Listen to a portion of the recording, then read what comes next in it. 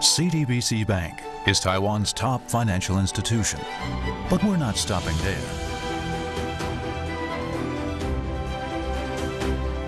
We're crafting an international brand and already have over 260 outlets in 14 countries. We are by your side, ready to embrace the future.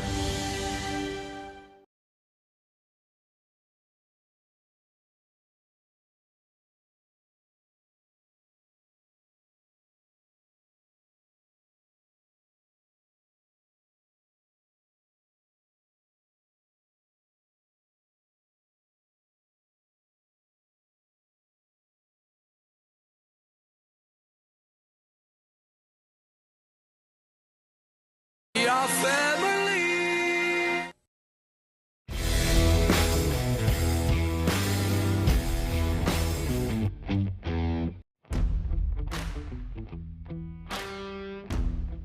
Have his flash summoner, and it looks like Koala wants to try and take a fight. Oh, whoa! He really got the stretch on that hook right there. That's the rocket. Koala is going to be able to finish the kill on Level the 6. Ignite. Now into the dive. They do find Red Howe for round 2. 665 is way too late to this party. And in the stasis goes Gemini on the stopwatch. They will lose Koala. Coming up on this first Hextech Dragon as well. Should have it down before the answer. Minji, though, he's burning at the moment. Does have the Sleepy Trouble landing. And the follow through. Oh, the stiff arm there. Great body block. And Wako takes down Taco as they're looking for Faith as well. I think this is a double kill for this area, and all of a sudden, what was it? And all of a sudden, things start to turn around once again. Leong is caught out by Quiet, though, and should be falling down unless he can dash his way to freedom. Nice prediction from Quiet. Oh man, Quiet. Watching this bot lane, LeBlanc's not going to do that much damage to your tower, so I would want to see Faith just... Whoop. Oh! Okay, wow, into the combo. Leong is trying to style right now, but he's got to be careful. Quiet can still do some serious damage, but he's running towards the wrong tower. Both junglers in hot pursuit, and Leong is going to finish off the kill without the help of Husha. Disadvantage now. Wako trying to Nesty. That's the gold card instantly cleansed by Wako, and now things turn just a little bit. Do they get enough damage? As you see Husha going in, but the worst is real as Criscata sends them all to the grave with a massive moonlight.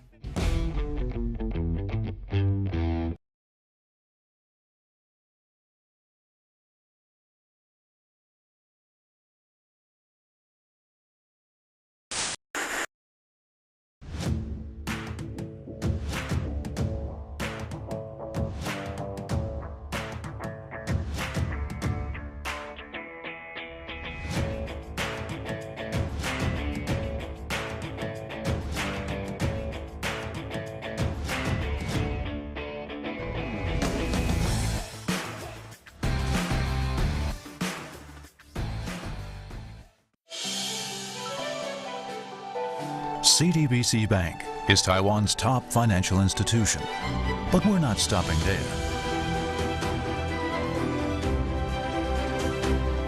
We're crafting an international brand and already have over 260 outlets in 14 countries. We are by your side, ready to embrace the future. I slay the beat, I kill the beat, I'm an avenger. I kill the beat, I slay the beat, I kill the beat, I'm an avenger. I kill the beat, I slay the beat, I kill the beat. I represent evolution like Charmander. Come through on the mic with a hard banger. Biblical with the bars, I'm the last rapture. I'm Picasso with the pen, this is art grammar. Lightning with the flow, call me for the rapper. I've been through some stuff, you will marvel at my chapter. Loud with the amp, but I call it a big bagger. And I live in my family, the only thing that matters. I killed the beat, I slayed the beat, I killed the beat, I'm an avenger.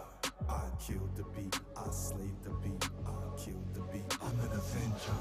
I kill the beat, I slay the beat, I kill the beat, I'm an avenger. I kill the beat, I slay the beat, I kill the beat. I kill the beat, I slay the beat, I kill the beat, I'm an avenger. I kill the beat, I slay the beat, I kill the beat, I'm an avenger. I kill the beat, I slay the beat, I kill the beat, I'm an avenger. I kill the beat, I slay the beat, I kill the beat.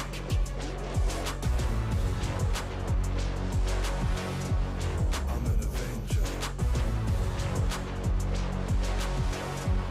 I'm an avenger. I'm an avenger. I'm an avenger.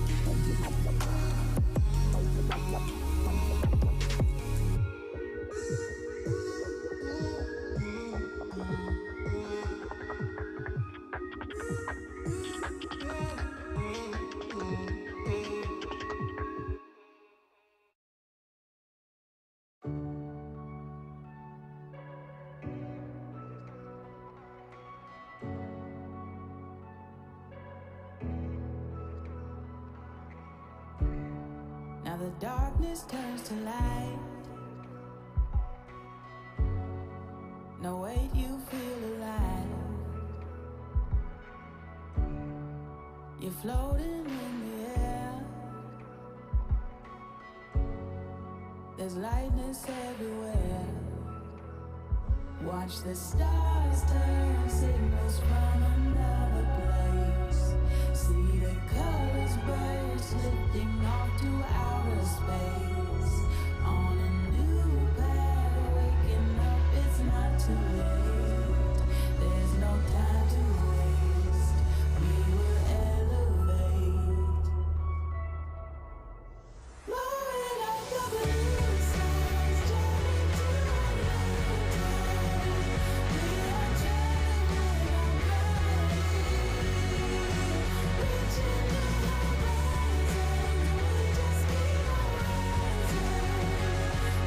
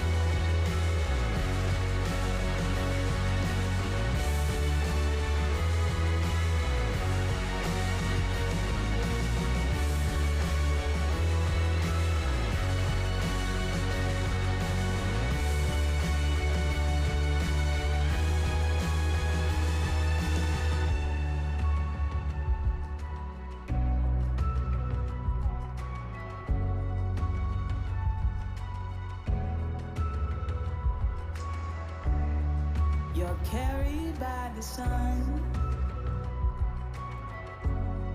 New chapters have begun. Tomorrow never ends. You're rising up again. Watch the stars turn signals from another place. See the colors birds lifting off to outer space. On a new path, waking up, it's not too late. There's no time to waste. We will elevate. Blue skies turning to blue. We are traveling with our gravity. Reaching new horizons, we just keep on rising. We are traveling with our gravity.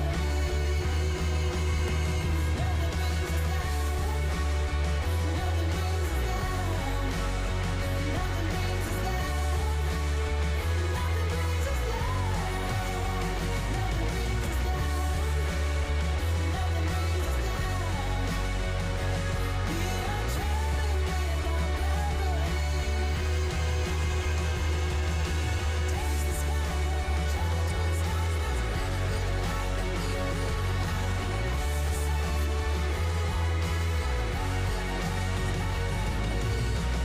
sky, travel to the stars. There's a little bit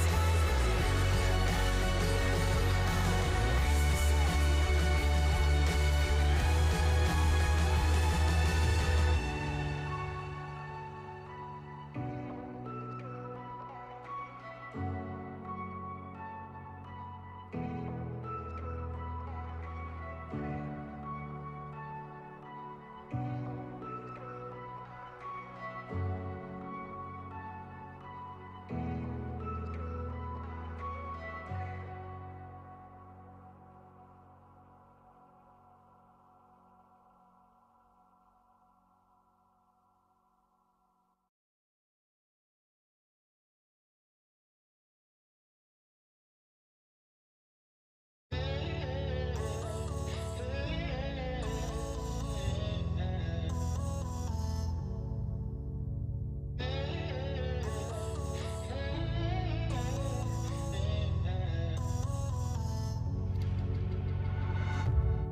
wake up in a different room. Mascara on the pillow. Midnight, flowers bloom. Never on the down low.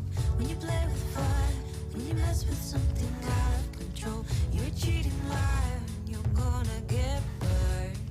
When you fan the flames, when you spark the fuse and set it alight, you know the game, a knife to a gunfight. In a heartbeat, did I make you crazy? Did you love me or need somebody to hold? Won't see me cry no more. I'll leave my teardrops on the dance floor.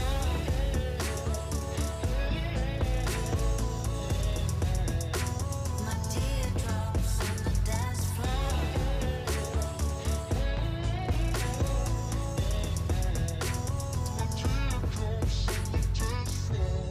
Your kiss is dangerous. I'm walking on a wire. You're just the same as me, dancing in the fire. When you play with fire, when you mess with something out of control, you're a cheating liar and you're gonna get burned. When you fan the flames, when you spark the fuse and set it alight, you know the game, a knife to a gunfight. In a heartbeat, did I make you crazy? Did you love me or need somebody to hold? Won't see me cry no more. I'll leave my teardrops on the dance floor. In a heartbeat, did I make you crazy? Did you love me or need somebody to hold? Won't see me cry no more. I'll leave my teardrops on the dance floor.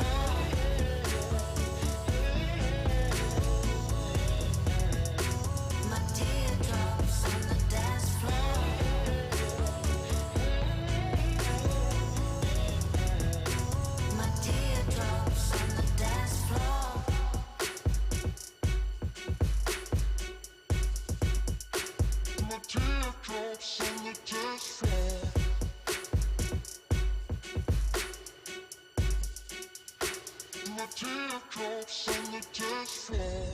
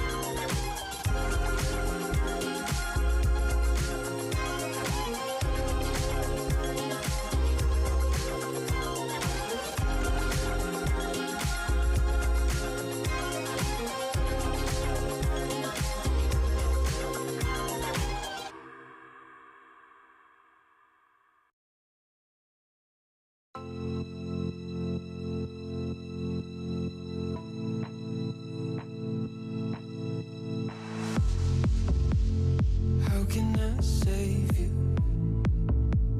when you're tangled in your lies? Caught up in the middle, I can see it in your eyes. Lonely in the corner, waiting for somebody to come and save you from the cold of night. Easily, we've been falling in disbelief. I think I'm ready for another try, but this feels like the last time. So why did you say goodbye?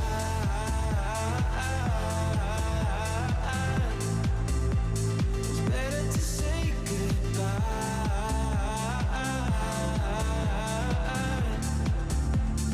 Why did you say goodbye?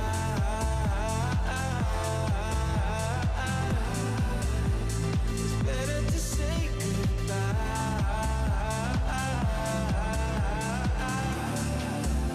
So why did you say goodbye?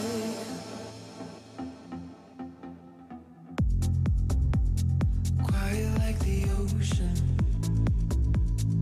with the rumble running deep. This is how I see you,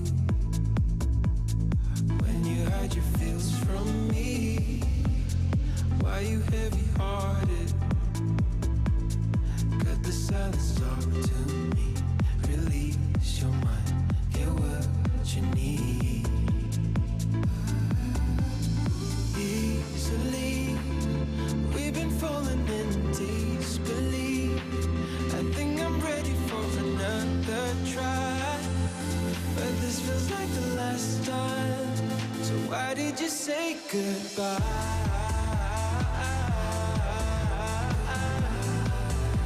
It's better to say goodbye.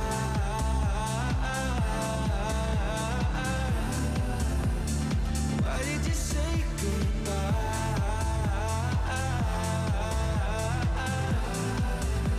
It's better to say goodbye.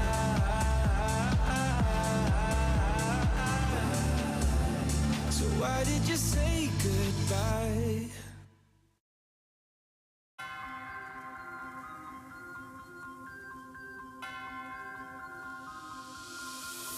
Yo. One thing's for sure, you're gonna recognize me when I walk in the door. And the type to get the haters to giving applause. I can get an uncle without giving them more. But wait, I'm giving them more. Every 7 days I'm giving them 24. You can't make the cut if you ain't gonna bore. These ones don't know about war. I grew up cold, hungry and poor. I wasn't grateful, I wanted more. I wanted women, I wanted tours. So I grinded and grinded some more. Woke up depressed, I had to fight more. So I burnt out, I couldn't do more. I had to put ascension on pause. Now I'm back like I want no war.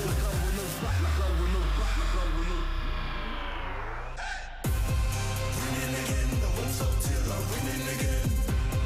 Winning again, I won't stop till I'm winning again. It's cold outside and I thought I couldn't do it again. Winning again, I won't stop till I'm winning again. I'm in my bag like loose change. Self-proclaimed hero like Bruce Wayne. Out the sight even if you bought new frames. All this talk about weight but got no gains. How you gonna do a sight with no aim? Marathon longevity is my lane. I get that like under the duvet. And don't bro with a weak link like a broke chain. Self-ignorer when I was poorer. My struggle gave me a god flood of the Torah. I didn't stop me pleasuring somebody's daughter. My cup running over to the spills of the saucer. Call me true to author. My battle plans rapper terroristic torture. These hands can bend water. Boom boom explorer like Avatar Korra.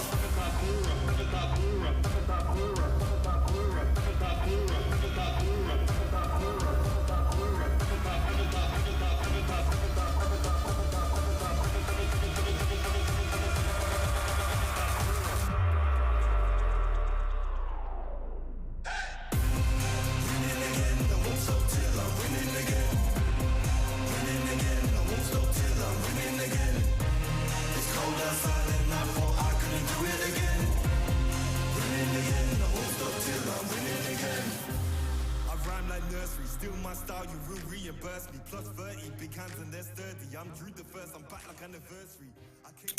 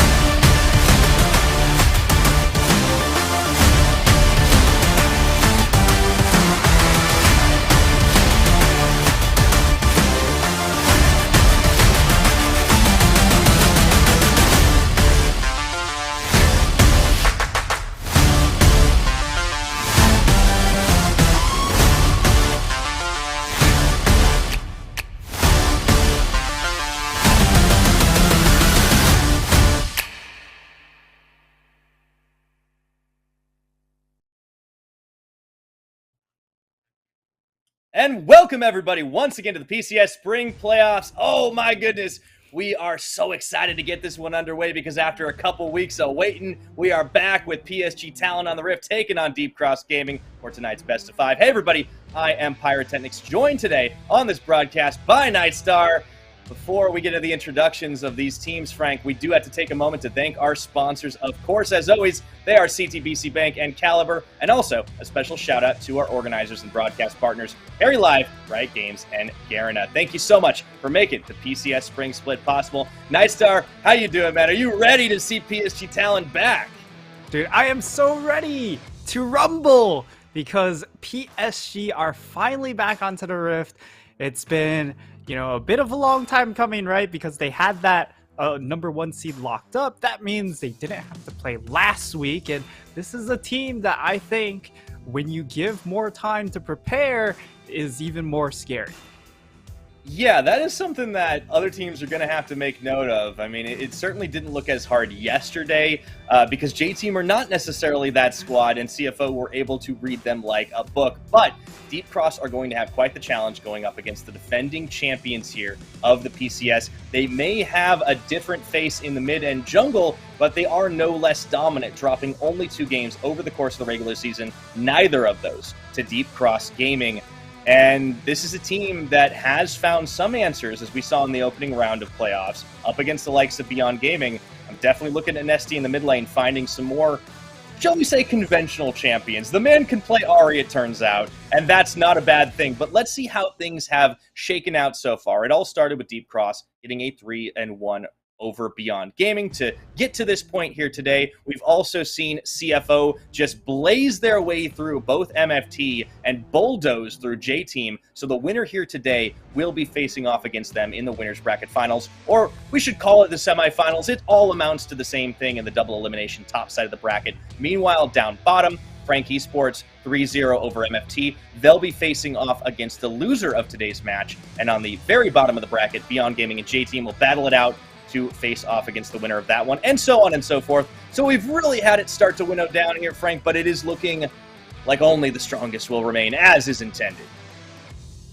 Absolutely, and we've had just a couple of 3-0s, and just a few. Hopefully, I would hope that this series does not go the same way, because we would love to have these two very macro-oriented squads go the distance, because it's just such a really fun chess match that could just unfold during the series, both in game on Summoner's Rift and also in the draft phase outside of the Rift.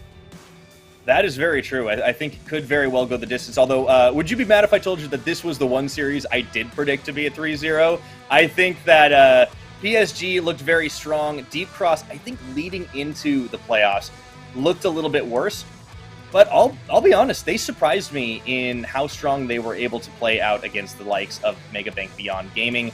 I think we really, in that series, got to see some of the limitations of Minji's champion pool, but we also, on the flip side, got to see what Deep Cross can do with a more unlocked NST. Still some issues remain for this squad. I think they have exploitable bot lane in the laning phase. That's something that PSG will probably look to play through. I think Hana doesn't have the same level of pressure as some of the other junglers in our league, and we'll have to see if they can pick that up. But all the same, this was the team that came out the gates swinging. They were prepared for their opponents, and they certainly are a cerebral squad. So they've had a little time to prepare for PSG as well. Mm-hmm.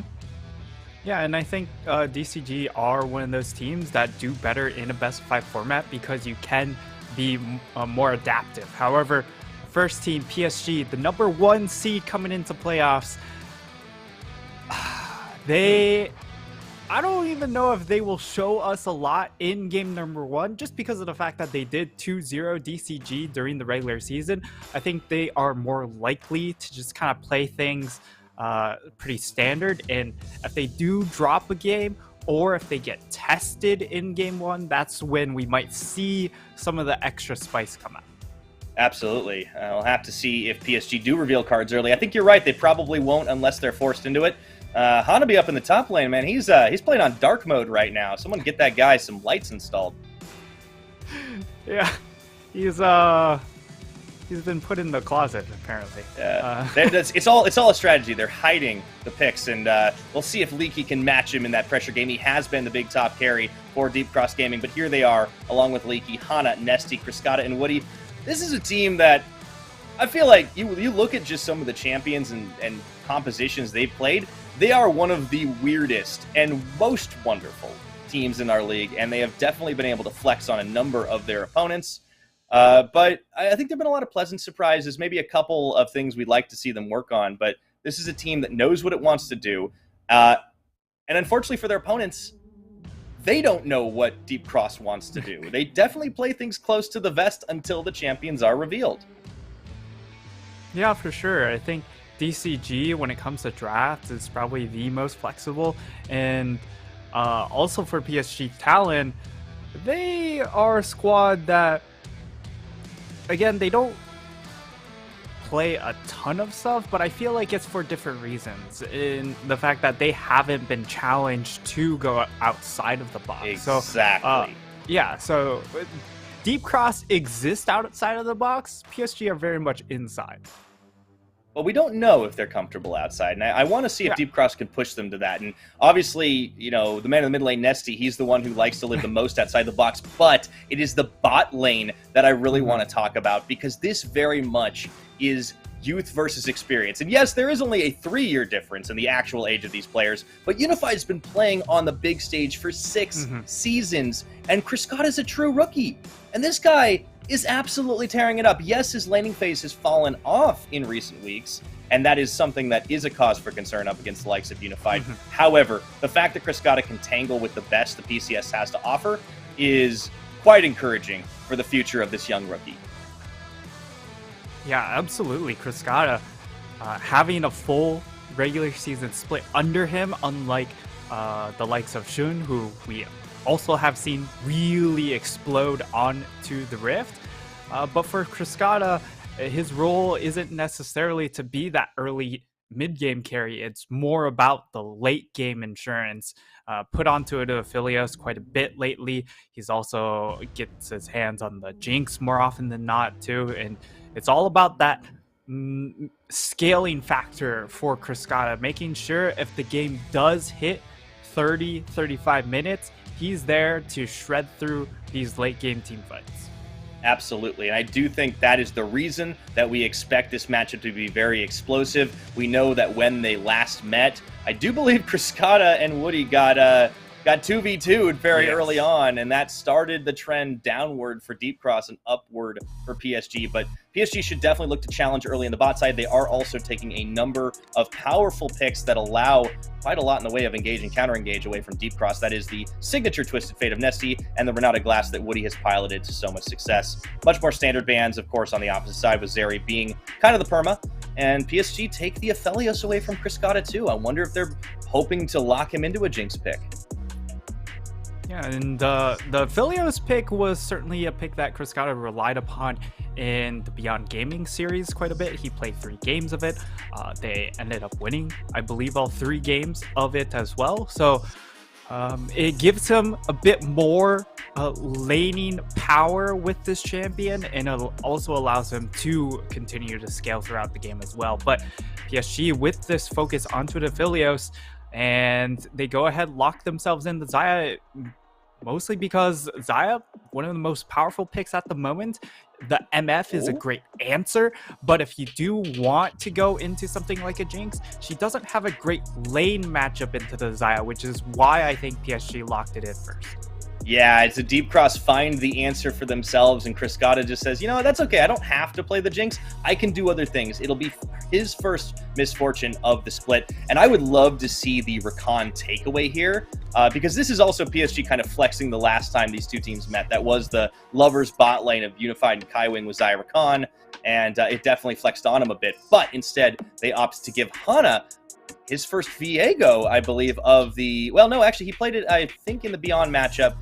But we're seeing a bit more of a carry style for Hana now. This is an interesting change-up for sure. Yeah, Hana did play a game of the Viego. And this said, Hover is not going to happen, as it will be the Hecarim instead. Hecarim's still pretty powerful champion. Gives you a lot of early tempo, and the Rakan lock-in also makes a whole lot of sense here. But a quick Nautilus answer is, you know, I don't hate it. And in this first phase, it seems pretty generic to me as far as openings go, draft-wise. Yeah, again, PSG not necessarily needing to show a lot in the way of their cards. Deep Cross going to try and focus the rest of the bans, it seems, on Bay by taking away the Vex he's had some success on in the last couple of weeks of the regular season. Deep Cross, I mean, I think it's more surprising that they went for something a little more standard. I guess the MF is an adaptation. We'll have to see how that laning phase does play out, because I do think this game will hinge pretty heavily on it. And both teams focusing so much on the bottom side priority early on does tell you how these two squads play. But ban-wise, it's all about mid, getting rid of the Galio for the global, the roams. Gnar also banned, and I do think that's worthwhile against Hanabi. He is probably the best Gnar in the PCS. Absolutely. And the Vex takeaway makes a lot of sense. I would say if they're considering for a last ban, PSG are looking at either the Rise or the Ahri pick here. I personally would go ahead, leave up. Okay, they don't go for either. Instead, it will be the Veigar banned away. Veigar has a decent matchup into the Ahri, just because you throw up the Ahri or throw up the cage, and the Ahri can't move around. But it will be what we sort of expect here from Nesty is that Rise. Of course, Bay, also a champion that he has played a lot, his most played, and that's the big overlap with this mid lane pool. A lot of this Rise and a decent chunk of Ahri, but looks like the answer from Bay could be a Victor, so it would be a lot of scaling. He does have one game on it, and PSG playing for the scaling is an interesting choice, as Deep Cross are usually the team that want to get that scaling into the late game, but of course they've picked some slightly different champions, so we will get that matchup. A lot of damage, a lot of wave clear. It's going to be hard for Nesty to push that lane in, but Nesty never wants to push the lane in. This guy doesn't even live in his own lane, so we have to see what the final answer is. It's everything but the top side. Leaky and Hanabi, big carries in their own rights when they want to be, and I do think a blind Tryndamere, I mean, it's bold, but why not? And it is going to get the lock-in. Seems like PSG have themselves the makings of a 4-1 composition here. You nailed it right on the head. They have the makings of the 4-1 with... Whoa! Let's go! Nice start. We got a Sejuani answer. I love this. The Sejuani locked in. I fully expect that to go into the top lane. It could be a Viego pivot into one of these solo lanes. It could also technically be a Rise moved up to that top side, but that's something I don't expect. Nah, I mean, Nesty would play Sejuani. Come on, let's be honest. True. Very, very true. Let's go back real quick to PSG's composition. They drafted a Tryndamere, but then you look at how to set up the Tryndamere, and it's a whole lot of wave clear. You have a Victor and you have a Xayah. So I love the 4-1 setup coming in from the side of PSG. But now let's talk about the real meat of this draft, which is that last pick Sejuani. The first time they played, they went for a last pick Malphite. Did not play out as we hoped. I hope this time it goes much better for them. But we also saw this showcase in the MFT matchup in the lower bracket, where they brought out this Sejuani Viego combination, and it's all about empowering the Viego to gank that top lane over and over again. And against a Tryndamere who is squishy before level 6, this could be the play to just hard snowball around this top side of the map. And it is exactly the way that Deep Cross like to play, right? When we do compare the likes of top laners here, Leaky is the one that gets a lot more resources than Hanabi. Hanabi tends to be the weak side king. This season and last Worlds notwithstanding, where he's able to snowball a lot of his games, he knows how to play losing matchups. However, if they neutralize this Tryndamere, it's gonna kind of be 4v5, and I really like this change-up for Deep Cross, because it allows them to play a style that not only are they comfortable with, but they can shift resources into Hana on a carry champion. Let's take a look at our level 1 as we are on to the Rift for Game 1 of PSG versus Deep Cross Gaming here in the PCS Spring Split. Oh boy. Going for the early roam. I do think this bottom lane is still really important, though, Nightstar. I like the change-up to the Misfortune. It gives Kriskata a fighting chance here. It gives them a lot of answer to poke, but you gotta think Unified Kaiwing on Xayah Rakan is pretty terrifying, so that's not going to be a cakewalk for sure.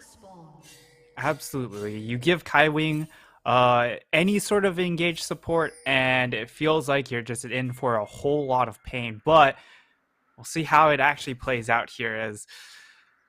I mean, I am so excited for this DCG draft because we have MF, which I think has been really underutilized globally at the moment, and then we also get the Sejuani top lane. So these two very niche picks, I would say, are showing up in game one. And one of the issues that DCG has had is setting up an engage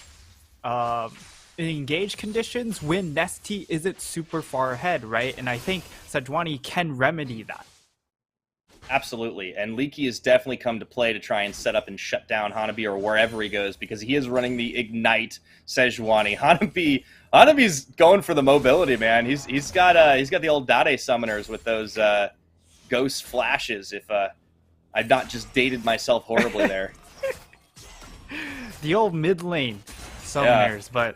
But yeah, this is of course par for the course for Trindamirs nowadays, and level 2 hit by both of these bot laners does mean that we shouldn't see a ton of action, which is going to be good here for DCG. Last time, of course, they did get 2v2 killed, which is never a good sign. Gotta play safe. Yeah, and I think it threw a big wrench in their plan, right? If your bot lane gets double killed, you aren't able to throw as much attention up into that top side, because now you need to help out your bot lane just a little bit to give them more room to stand up. Yeah, so really important is going to be watching what Hana's able to get done here. He does have double buffs for the level 3 gank. Coming in with Viego is an opportunity. How well can Leaky bait this is the question. Hanabi's a very, very smart top laner. I don't think he's going to fall into the obvious trap of trying to get the solo kill under tower. Instead, he settles for the farm advantage, so it's not going to open up an opportunity. Meanwhile, Kaiwing does go in, gets rooted, pulled in by the point-blank hook, and Kriskata makes it rain, but Unified is still able to even out on the trade. Yeah, still a fairly good result coming in for DCG, but you can see there that trade isn't to get any sort of health advantage. It's really just to say, all right, we just trade a bunch of health at each other, but I'm already on a reset, so I don't need to expend any other health potions, and I can just come back full HP, whereas you're still going to be stuck in lane, and now we've generated that health advantage that is going to result possibly in a 2v2 kill later. Yeah, Deep Cross definitely have to be thinking about that bot side, right? Like, they just need to not give Unified the edges. Going for the reset makes a lot of sense here. You also see Nesty does manage to get a little bit of extra farm there while Bay has gone for the back himself. So 4 minutes into this game, it has been a little bit more of a quiet tug-of-war, a little back and forth. Definitely pay attention to the ward placement. You see Deep Cross with a heavy focus on top side. They pinged out Juhan, so they know he's over by his blue buff right now. But unfortunately, Hana isn't in really a position to do a whole lot anywhere else on the map. He does actually back with his Sheen buy. So Leaky just going to try to hold the line. He's actually done a great job of equalizing in the farm game. Yeah, and Sejuani, one of those, has a... Ooh, okay, hey, good permafrost. There. Yeah, that's really nice. This is pre-6 for Trindamir, too. Mm-hmm. He has the level advantage at the moment, and he's going to try to get a kill, but... Yeah, baited right in, and Juhan tags forward. Leaky's got no flash. Hanabi dances right to the outside. This is going to be a little first blood, and he hits him with the Flash Wolves. Hanabi just using his experience to bait out Leaky. Yeah, unfortunately, Leaky in a bit of a precarious lane position there, and it's not going to get much better because that lane is... I think going to be frozen right outside the tower, so that's why we see this teleport coming in from Leaky. Fortunately, Hanabi doesn't have the teleport to answer back, so it's... I mean, he doesn't lose out on a ton just because of the lane state is still very good, but Leaky will, at the very least, be able to crash this wave, and now Nesty could be in trouble. Okay, he walks out of the gravity shield, but there goes a flash battle dance, and Nesty 3v1. Juhan will finally cut him down to size, and it's PSG really opening up hostilities here on 2 lanes now, Nightstar. Hana was just too late to the party. Yeah, and that's actually massive. Leaky is going to be level 6 at the very least, so he has some So is Hanabi. Okay. All right, he's got All the right. chicken on. Permafrost down there. Arctic Assault flashing. Oh, into no, him. he No, he whiffed! whiffs the Ice Bola, and Leaky's going to get soloed this time. Oh. Kyra, that's tragedy. That was Yep. absolute tragedy right there. You know what that was? That was ice cold by Hanabi. He's going to get that push in. Leaky has no teleport. This won't be... Actually, yeah, it's going to be a plate right off the bat. And Deep Cross, not quite, but there we go. 3-0 in this game at 6.5 minutes. We thought it was going to be a bit of a quieter early game. Hana's still not level 6.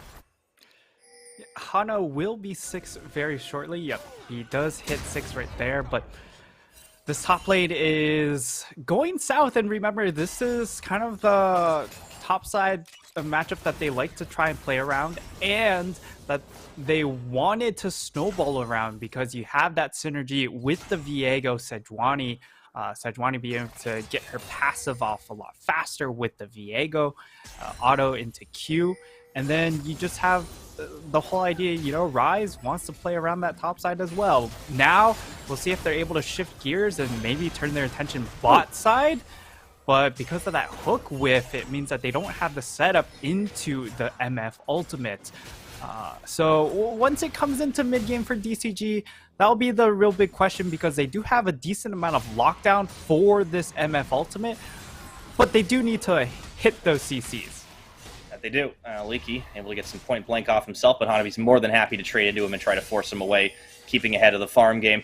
Definitely a silver lining for Deep Cross is the state of the bot lane, though, as it has traded very evenly, both of them sitting on the serrated Dirk right now, going to offer an opportunity to roam upriver, as they do have quite a lot of ward coverage, but are spotted nonetheless by PSG as Hana tries to open up on Rift Herald. This is a bit of a dangerous play here, as Hanabi's sniffing around.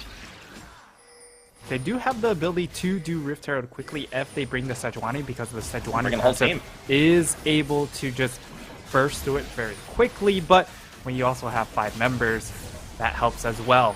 The matter That's is, right for Hanabi. PSG, Oh do boy. they go?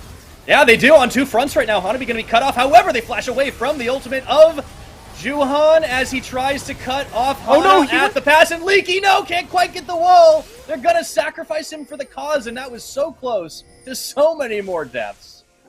Oh, Hana, he flashed into the wall. That could have been really, really bad for DCG. Fortunately for them, they are able to secure the Rift Herald and only lose out on 1 kill. So all in all, it becomes a pretty even trade, right? Because 2 plates is going to be 320 gold. So gold value-wise, it comes out to be about even. But as we get to see the replay, they try and collapse onto Hanabi, but because of this split, Nesty, Cruscata, they focus their fire towards the spot half of the fight, and that means Hanabi, using that ultimate, able to output a lot of damage down there, which makes things very chaotic for DCG, and unfortunately, their carries weren't able to help out their front. Yeah, when Hana can't quite flash the wall, he's forced to ultimate out. I mean, talk about a heartbreaker, right? So Leaky continues to be the sacrificial champion, but now Hana has finally arrived on the scene. They want to make this Herald play up top, and Hanabi does not have ultimate, crucially here. He should be playing it safe, has to know something's likely coming, and there we go. It's revealed on the control ward, but they might be able to force him out and force the issue anyways. Instead, they actually just start to move down to the mid lane. Yeah, and this is a bit rough for the side of DCG, because again, while they have a lot of CC for this Tryndamere, the Tryndamere is 2-0-2. So he already feels really, really big right now, which could be very problematic.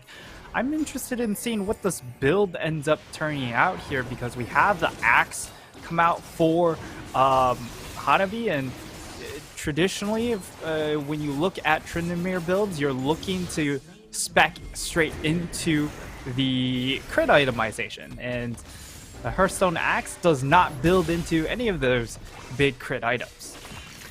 Yeah, that is interesting. We'll have to see what it ends up being. I think, you know, I would trust Hanabi's choices on a lot of these builds, especially on the champions that are going to get ahead and split push down the lane, but he has such a massive farm lead at the moment that any items whatsoever he's going to be building towards probably going to give him a bit more value than Leaky, just sitting on a couple of components himself. And, well, at the very least, they do manage to get the Rift Herald charged down the mid, take off a lot of plates there. I believe that did fall into Nesty's pocket as well. But they do lose out on Dragon Pressure, so Drake stack is cut. It's going to be a Mountain Rift, a lot more terrain for both teams to play with. And I actually think this kind of favors PSG, right? Because Juhan can always ult the wall. Yeah. There's certainly some things that you can play around for both of these squads, right? For DCG, with the extra terrain, it will make things a little bit easier for them to just kind of lock down and control some of these choke points with the Sejuani. But again, the Sejuani put a little bit far behind, and it also helps out the MF, right? If you are able to play around these jungle choke points where the terrain does become relevant, you almost can't escape out of the MF ultimate because of that extra terrain. So that will be something to keep watch of. But I will say that I did a quick look up on what builds out of the Hearthbound Axe, and okay, we might see a 1v1. Yeah, okay. Unified onto Criscata. Into the Featherstorm. He just preemptively heal rooted in place, and oh no, he burns the flash as well! Oh, it's going from bad to worse. Nightstar 5-0 now for PSG Talon. That was not a 2v2 kill, Pyra. I think that was even worse. A 1v1 kill, yeah. 1v1 80 carry battle, won out by Unified. And that, I would say, is one of the big drawbacks coming out from a MF, right? While she is fantastic in these team fights, offers a lot of wombo potential, she's not as good in these 1v1s because of how her abilities work. And as we see them set up, trying to two-step. Oh, good flash. Okay. Really good flash there as Hana tanks on.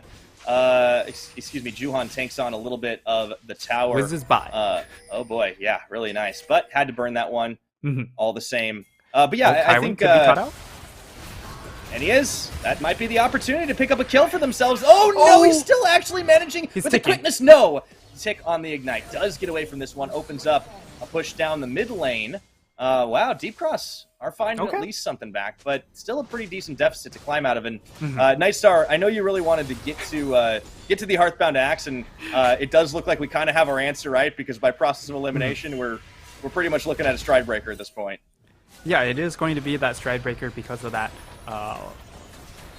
Iron Whip added onto it. So he's going to have sticking potential.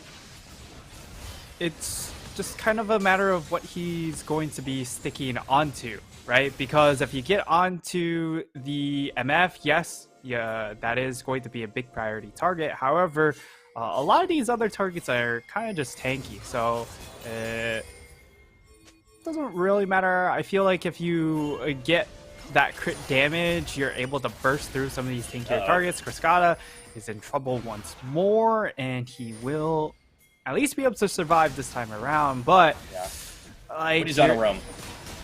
You're down 2.5k gold for the side of DCG, and we know they can play from behind, right? This is a squad that understands the macro, understands what openings they can try and take advantage of, and could be caught again though. Gotta be careful. Okay. Hana is able to get into his hard path. Meanwhile, though, Unified does knock down first brick by just sheer force of feathers at that point. Criscata has absolutely been outplayed in this bottom side, but he has been able to at least minimize some of those losses here, and I think that is pretty critical, right? Like, the biggest deficit is up in that top side. Hanabi on the 2-0 with the Stride Breaker here is going to make it very difficult for Deep Cross to force anything without dealing with him. But Deep Cross are trying to form a bit of a phalanx here in the mid side. Juhan spotted on a control ward. Hana's here, trading back into the hook, tapping forward. They don't really have the damage to take him down, as he is one of the tankier members on that Turbo Chem tank. Criscata, meanwhile, trying to keep the waves nice and clear. They would have one heck of a wombo combo if they can pull it off. But so far, PSG have been the ones pulling the combo themselves, and they do manage to get the knockback on, and SD goes into the stasis. A full bullet time channel from Criscata means they can take down Juhan, but the second wind here as they teleport out on the party portal. Hana does die. Both junglers go down in the 16-minute engage.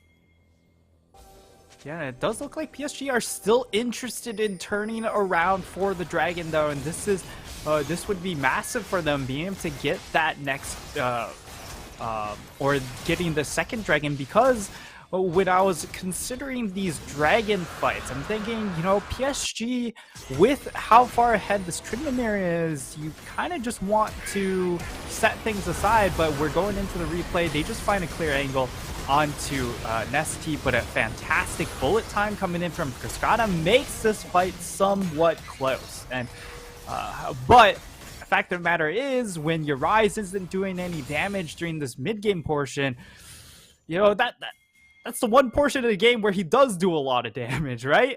Yeah, so Nesty not that's a known big for damage damage dealing, unfortunately. I think that the tragedy there was, like, Hana kind of got caught popping the Rift Herald in mid, and when the fight broke out, he was clearly not in a position to take advantage. Nearly gets away, and then Bay snipes him with the Death Laser. I mean, that's the tragedy right there. It could have been actually a 1-0 for Deep Cross. Yeah, and as a result, PSG get themselves the second Dragon on top of that, which is fantastic, because if you look at that DCG team, the MF, yes, she's great in some of these mid-game fights, but late game, she does drop off a little bit here, and then you know, Tank Rise isn't that late-game carry either. So, damage profile-wise, DCG drop off a cliff. However, we have seen them be able to pull off these scaling deficit compositions like we saw against CFO in one of their earlier matchups in the regular split. But this is, of course, against PSG, who are also very, very macro sound, and that's kind of where DCG have been able to take advantage of, is against these other teams that aren't as macro sound. That's when they can find these openings on the map. Yeah, Deep Cross definitely, I think, while they are a relatively smart macro team in this league, they focus a little bit more attention on the draft and interesting strategies that do work because other teams don't know what to do against them. PSG aren't one of those teams, though. PSG have a really good sense of where to be on the map, of when to engage these fights. They're, you know, not infallible by any means, but they're just pound for pound so strong and so good at reading the map state at any given point in the game, and that is what's gotten them to this point so far in the league, only dropping 2 games in the regular split, and looking for a solid game 1 here in their first playoff match. But Deep Cross, they're going to be moving down to the bot for the dive. Bay, he smells trouble, and he's going to be waiting in that brush, but meanwhile, a lot of pings flying as the rest of PSG realize no one's at home in the mid lane. Yeah, and it's because of this great vision coverage, right? They protect with defensive vision, but they're still going. Yeah, they are. Into the instant charm. Charge down for the Onslaught of Shadows. Bullet time cutting down some health bars, but will it be enough? They've already lost Woody in the engage, and here comes Hanabi. Forget the 4-1. This is a team fighting Tryndamere. They do manage to get a shutdown onto Leaky, but Juhan charges down the line. Hanabi stays alive through it all. And even though they lose Bay, it doesn't matter one bit. Deep Cross Gaming have suffered far more grievous losses. And DCG, they try and pull the trigger, right? They thought that they were able to get the pick, but unfortunately the collapse is there, and now we're going to get more fighting. They could just ace them right here. They might just do it. Leaky has nowhere to go, and Nesty trying to push his luck just a little bit. In Rune Prison goes Juhan, but Nesty sidesteps for a couple seconds, misses out on the overload, can't quite get the kill. Oh dear, Nightstar, it's just a day late and $1 short in every one of these fights. Oh man, he barely misses out on the trade, and that's yet another big victory for PSG as we will go into the replay. It looked like this was such a great move, right? You throw out the round warp, you go straight onto Unified, but it's just way too telegraphed. They just immediately go in with the Recon combination. They're CC'd, and Bay also does a lot of work at the start of this fight, zoning off Cascada. He wasn't able to get a great ultimate in that fight, which meant that Unified, yes, he was put under a lot of duress, but the damage wasn't there to just burst him out, and so he was able to survive the CC. And that's all that DCG do have, right? Because their one damage threat is the MF. Other than that, they just pile in with a lot of crowd control. Hana has not been able to find the right angle in these fights to start deleting people, and part of that's because of just how well protected PSG have put their carries. They're also letting them itemize towards it. The Banshee's Veil now completed for Bay, as he is probably the most vulnerable member at the moment. Certainly a priority target, even over the Xayah, as the scaling game will get underway. But a pretty solid advantage here of 5,500 gold, not to mention the Dragon Edge in the stack. Here comes Hanabi on the flank right now. Deep Cross getting Woody's sandwiched, and they already don't chipped even realize it. Burning a lot of their cooldowns already. Woody's down, and in goes the combo! And they just land a massive onslaught of shadows into the feathers for days. Juhan is the one getting the kill credit there on Chris Scotta, but the rest, a Deep Cross, are running for the hills, and Hanabi is left to chase down the stragglers, as they don't even need the Dragon stack. They're going for the Baron. Hanabi, he wants himself a 1-for-2. Yeah, he of course has an Undying Rage, so he'll be able to finish off the ace for PSG. Actually, it wasn't an ace, as Nesty was able to survive, but it's still a 4-for-0 trade. And a Baron. I think game one is pretty much all but done and dusted.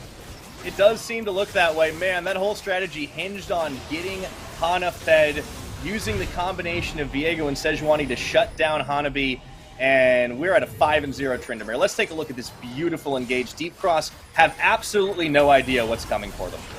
Yeah, the moment Woody's hook lands into the wall, he doesn't have the ability to fall back, and the dive comes in with Juhan and Hanabi, and the pressure is just too much onto this backline. Again, there's not a whole lot of damage because you are running with that tank rise, so understands that he can just run on in with his Tryndamere, and they aren't going to be able to burst him out. And that's one of the scary things when you are playing against a Tryndamere. If you don't have the burst damage, then it just makes Tryndamere's life that much easier, because you can just kind of slowly maximize your Undying Rage ult timer, because the damage just doesn't ever surprise you. Yeah. I was wrong about this being a 4-1 comp, Nightstar. This is I mean, yeah, he's on the side lane now, but this is a full-on team fighting Tryndamere, man. Just run at them, Forehead. Yeah. Gonna be able to take down the tower. They got a dragon as well. PSG, they might not even need the soul at the rate this game is going, and Deep Cross so far behind. Juhan, very speedy pony off to the races, looking to set up another charge down as they have all ultimates online. Yeah, and I mean, at this moment, Hanabi, he understands that all he needs to do is be able to just be as annoying as possible, and this build is pretty much it. DCG, we'll see if they go for it. Oh, the bullet gets dodged out. Nicely done by Unified into the charm onto Woody. A massive amount of damage on the follow-up. The Juhan's bullet in the back. time does cut them back, but Hanabi is just absolutely wrecking house with the Undying Rage. They do not lose a member. And that's going to be the inner tower here, and then some. Yeah, it will eventually go down with the next wave of minions, and it looks like they are... I'm not sure what they're turning their attention to, but because of their somewhat low health bars, it was still a relatively competitive fight coming in from DCG. The numbers don't go their way, but with how much damage they have dealt to them in that fight, it does mean PSG do have to lay off and give up the rest of the push. And I mean, this was just so well executed coming in from Unified. He pretty much plays scapegoat here in this instance, being the bait, eats up a whole lot of cooldowns, and he just dodges out by pressing R. So he dodges out on so much of the CC tools coming in from DCG, and they just don't have it for the rest of the fights.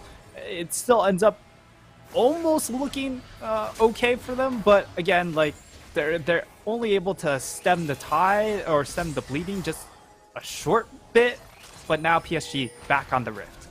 And watching Unified play is beautiful.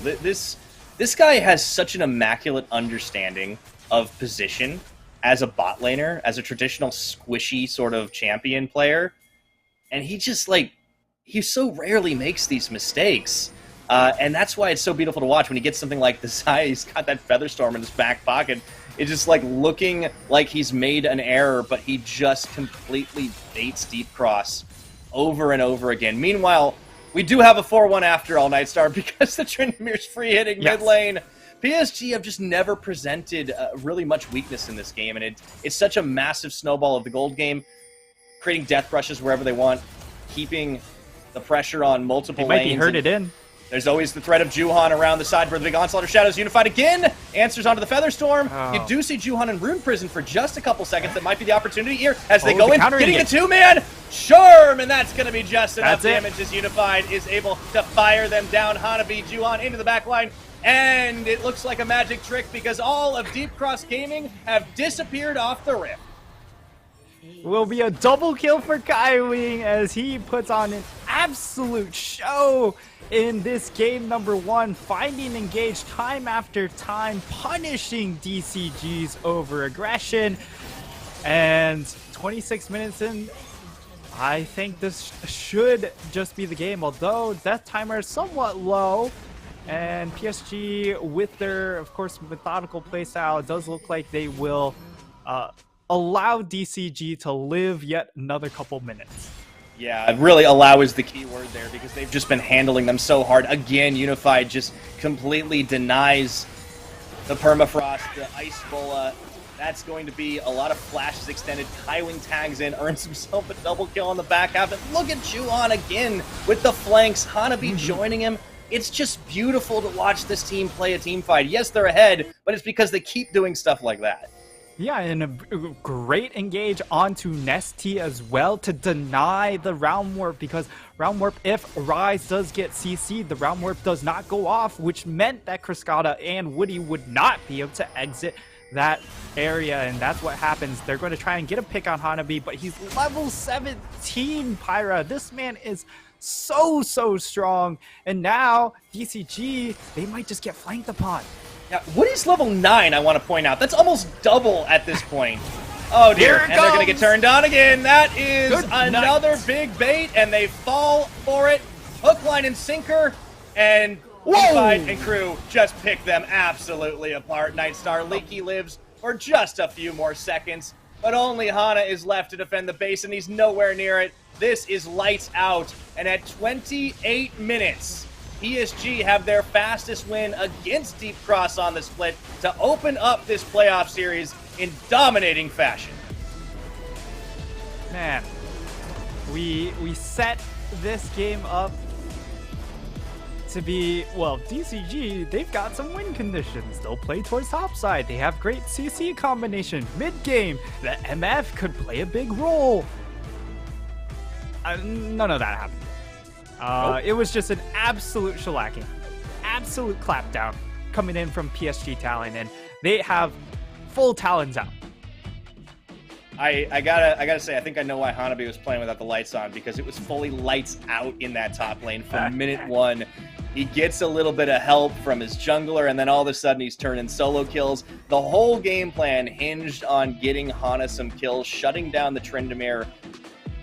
And everything else didn't really matter. It didn't matter that much that the Misfortune was able to at least stay relatively even despite being outplayed in a 1v1, because Unified wasn't the win condition on that time around, and Cascada wasn't the win condition for Deep Cross. It was all about getting that 4-1 or the team fight, I suppose, and contesting out on the objectives. Just brilliant flanks, counter engages, using all their tools to the fullest in those ultimates, and just keeping all the carries alive. I don't think I saw Leaky nail a Glacial Prison, and not because it was bad, but because they just were able to protect so well on every priority target. PSG are just on another level. And it doesn't help that Unified was really the only option that they could target, right? Because he was always standing very far forward, so you were so tempted to unload it and try and get the catch onto this AD carry, but Unified time and time again pressed R at the correct moment, dodged out on pretty much every single CC that they had, and that was just a pure CC composition coming in from DCG. When it gets ahead, it is very oppressive, right? Because you just constantly lock down targets and they just cannot escape from you. But when put behind, you simply do not have the damage to force those flips that you need to get back into the game. And they did keep trying, definitely credit where it's due for Deep Cross, but they just were in such a deficit. I wonder if we don't see them go back to the scaling days of old, what they really became more known for this split. I also kind of want to see Nesty on something besides the Rise. It's his most played champion, just because it's so so ubiquitous in the meta, but it just doesn't feel like it gives him a lot of oomph, a lot of abilities to do interesting things. He had some clutch realm warps, especially on the disengage, but it just really wasn't enough. So I'd like to see them pull out one of those like Nesty-centered global engage compositions. He's not going to get the likes of the TF. The Ari's probably going to continue to hit the ban column because it's such a contested champion. But there's plenty of stuff. I mean, even like the Ivern, I think would be an interesting one. I see Deep Cross playing some interesting stuff going forward. But for PSG, you called it Nightstar. They didn't really have to show any cards because they weren't necessarily tested. And I expect them fully to just do the same kind of stuff for this next game. Yeah, they didn't have to do anything fancy here. I mean, even in the mid lane, right? Bay, he goes on to a Victor. Why? Because he doesn't need to do a whole lot. Nesty isn't a laner that's going to give him a whole lot of trouble during the lane phase, so he doesn't need to go on to something like an Ari to have that potential combat power.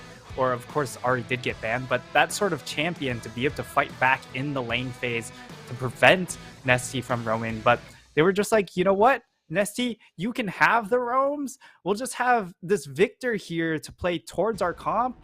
And because Hanabi was able to get rolling a lot faster than expected, all he has to do is play defensive. You saw it in his itemization, right? Like the Banshee's Veil, when behind, is a really bad purchase. But when you're already steamrolled, all you want to do is just make sure you don't get caught. And he understood those conditions and played to that.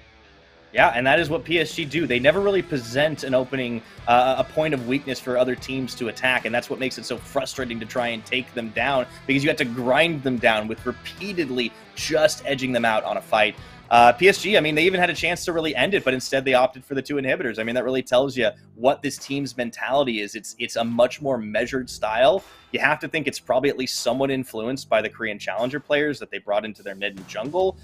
Bay and Juhan definitely did what they needed to. Very impressed with Juhan's flanking on this Hecarim. He goes for the Dead Man's Plate build, just is zooming around the rift, and really Deep Cross did not know what hit him, especially after this guy got snowballing. Hanabi on the Tryndamere continues to be a top lane terror. He has 73% kill participation, Nightstar. This is a champion that you're supposed to see in the side lanes. Yeah, this is one of those champs that just goes, all right, I'm just going to 1v1 anyone who comes into my lane. Other than that, I will see you guys at the Nexus. But Hanabi did not play to that playstyle, even went for the early Stride Breaker for his mythic choice, just to dive into the backline, stick onto these backline targets, and give them absolute hell. And what you know, they were given a lot of hell. Yeah, he's going to have to change his name from Hanabi to Hana Wasp because he was stinging them over and over again. That was just honestly like you try to target this guy and he's like, no, I am going to target you. This is one of the reasons PSG are so terrifying. Is that they're some of the best in class in just about every role on the map. So you can't shut down any individual. Deep Cross is certainly going to have to try in the next game. We'll be right back with that one after a short break. CDBC Bank is Taiwan's top financial institution, but we're not stopping there. We're crafting an international brand and already have over 260 outlets in 14 countries. We are by your side, ready to embrace the future.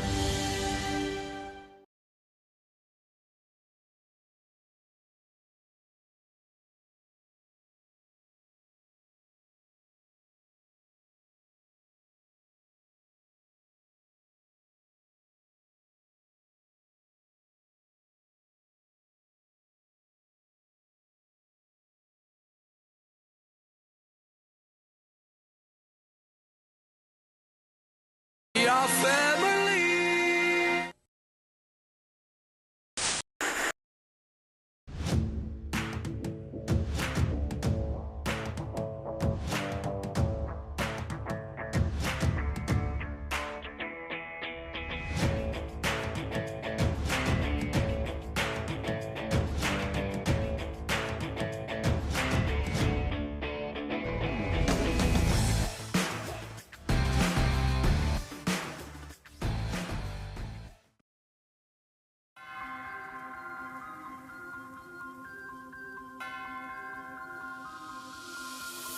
Yo. One thing's for sure, you're gonna recognize me when I walk in the door. And the tactic get the haters to giving applause. I can get an encore without giving them more. But wait, I'm giving them more. Every 7 days I'm giving them 24. You can't make the cut if you ain't gonna bore. These ones don't know about war. I grew up cold, hungry and poor. I wasn't grateful, I wanted more. I wanted women, I wanted tours. So I grinded and grinded some more. Woke up depressed, I had to fight more. So I burnt out, I couldn't do more. I had to put ascension on pause. Now I'm back like I want no war.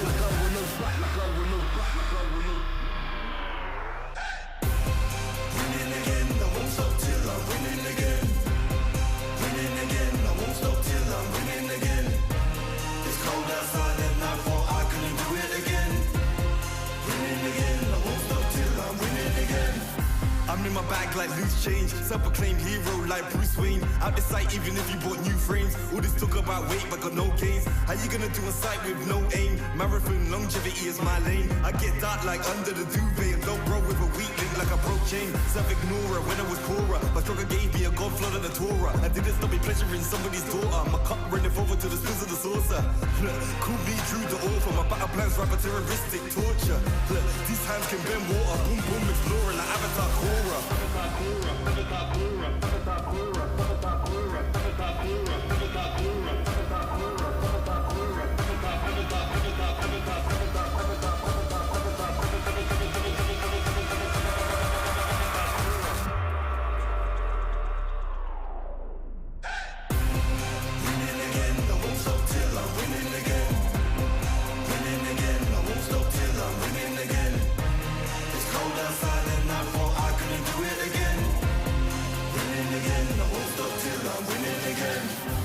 I rhyme like nursery, still my style, you will reimburse me. Plus 30, big hands and they're sturdy. I'm Drew the first, I'm back like anniversary.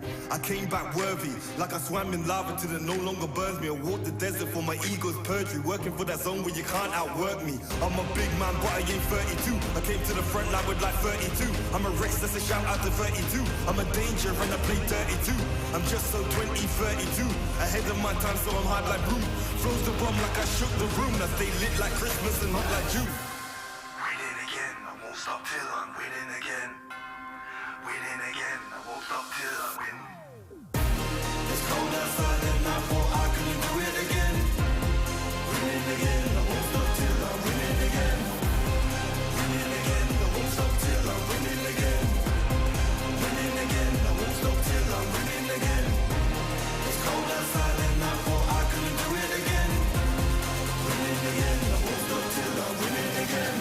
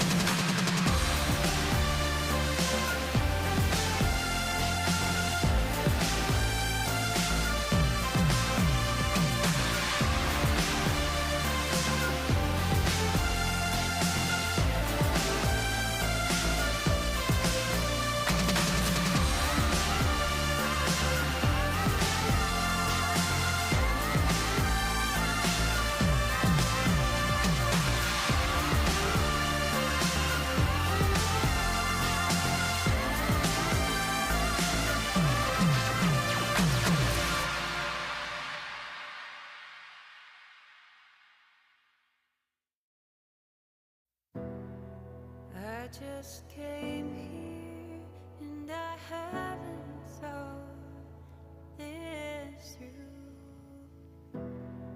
Heart on my sleeve, ready to bleed.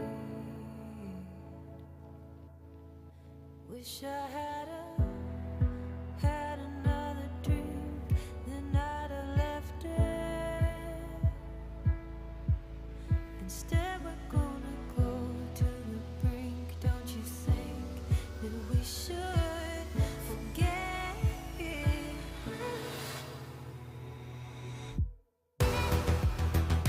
Give me all your love, give me all your love. Give me all your love, all your love. Give me that pain, but it's light from above. Give me all your love, all your love.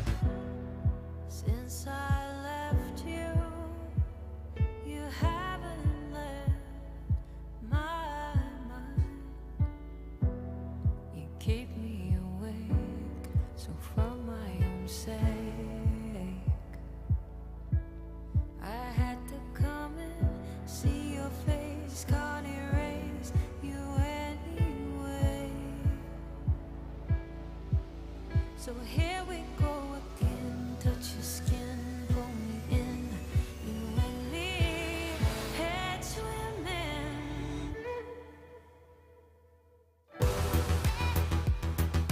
Give me all your love, give me all your love.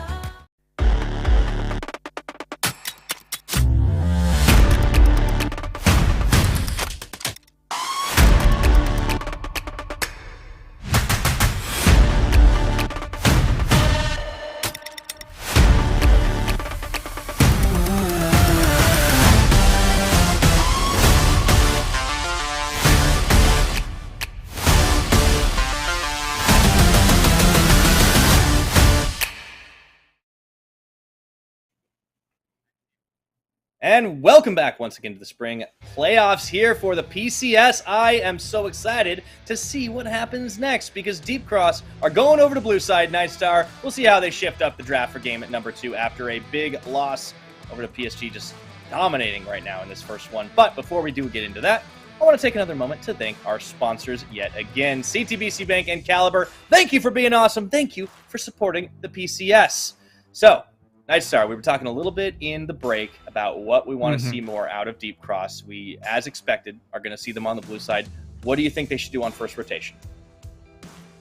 I think it's making sure they get them a favorable bot lane matchup. I think that was a core issue coming in from game number 1 where Cascada ended up being put in a situation where he does get 1v1. I don't mind the MF pick, right? Because compositionally, it made a lot of sense. The issue was when things, your early game plans go down the drain, you need some sort of fallback plan, and MF just didn't cut it, right? Yes, you have some of that mid-game wombo potential, but the late game is just not there.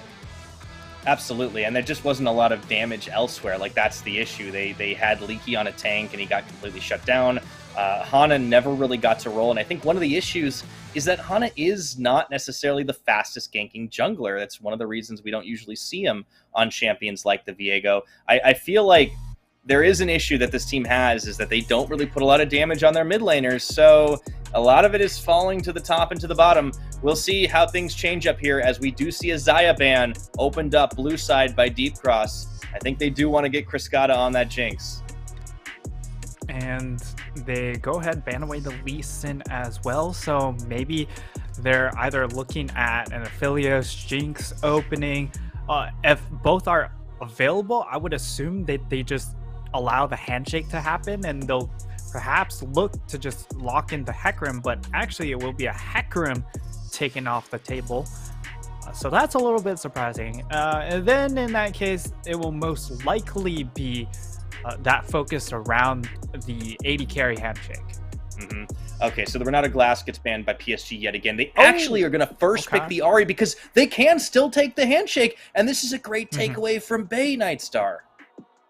Yeah, Nesty, he didn't really showcase it during the regular split. He played only one game of it, but he did showcase it during the playoffs. And I mean, it wasn't super flashy during the lane phase, but when it came to setting up plays for the team, this is one of those mid lane control of mage assassin-y sort of champions that can get the job done in that manner. Yeah, I really liked what we saw out of it in the later stages of the game up against the likes of Benji and Beyond Gaming last week. So that's the opportunity for Deep Cross here. On the counter side, PSG do opt to take the Jinx. Looking for another engaged champion for Juhan. I do think the Volibear is right up his alley. I don't think he's actually played at this split, though. One of the few junglers to not pick up the bear, but that changes today. Yeah, hasn't actually picked up a game of Volibear yet, but it does, of course, fit the more sort of mid-game ganking style jungler that he is. He's been playing a lot of, right? With the Hackram, with the Lee Sin, and DCG, as expected, they'll go ahead, lock themselves into Aphelios. The matter is, the next question is what they're going to pair up with the Aphelios, as I would fully expect them to go for support here.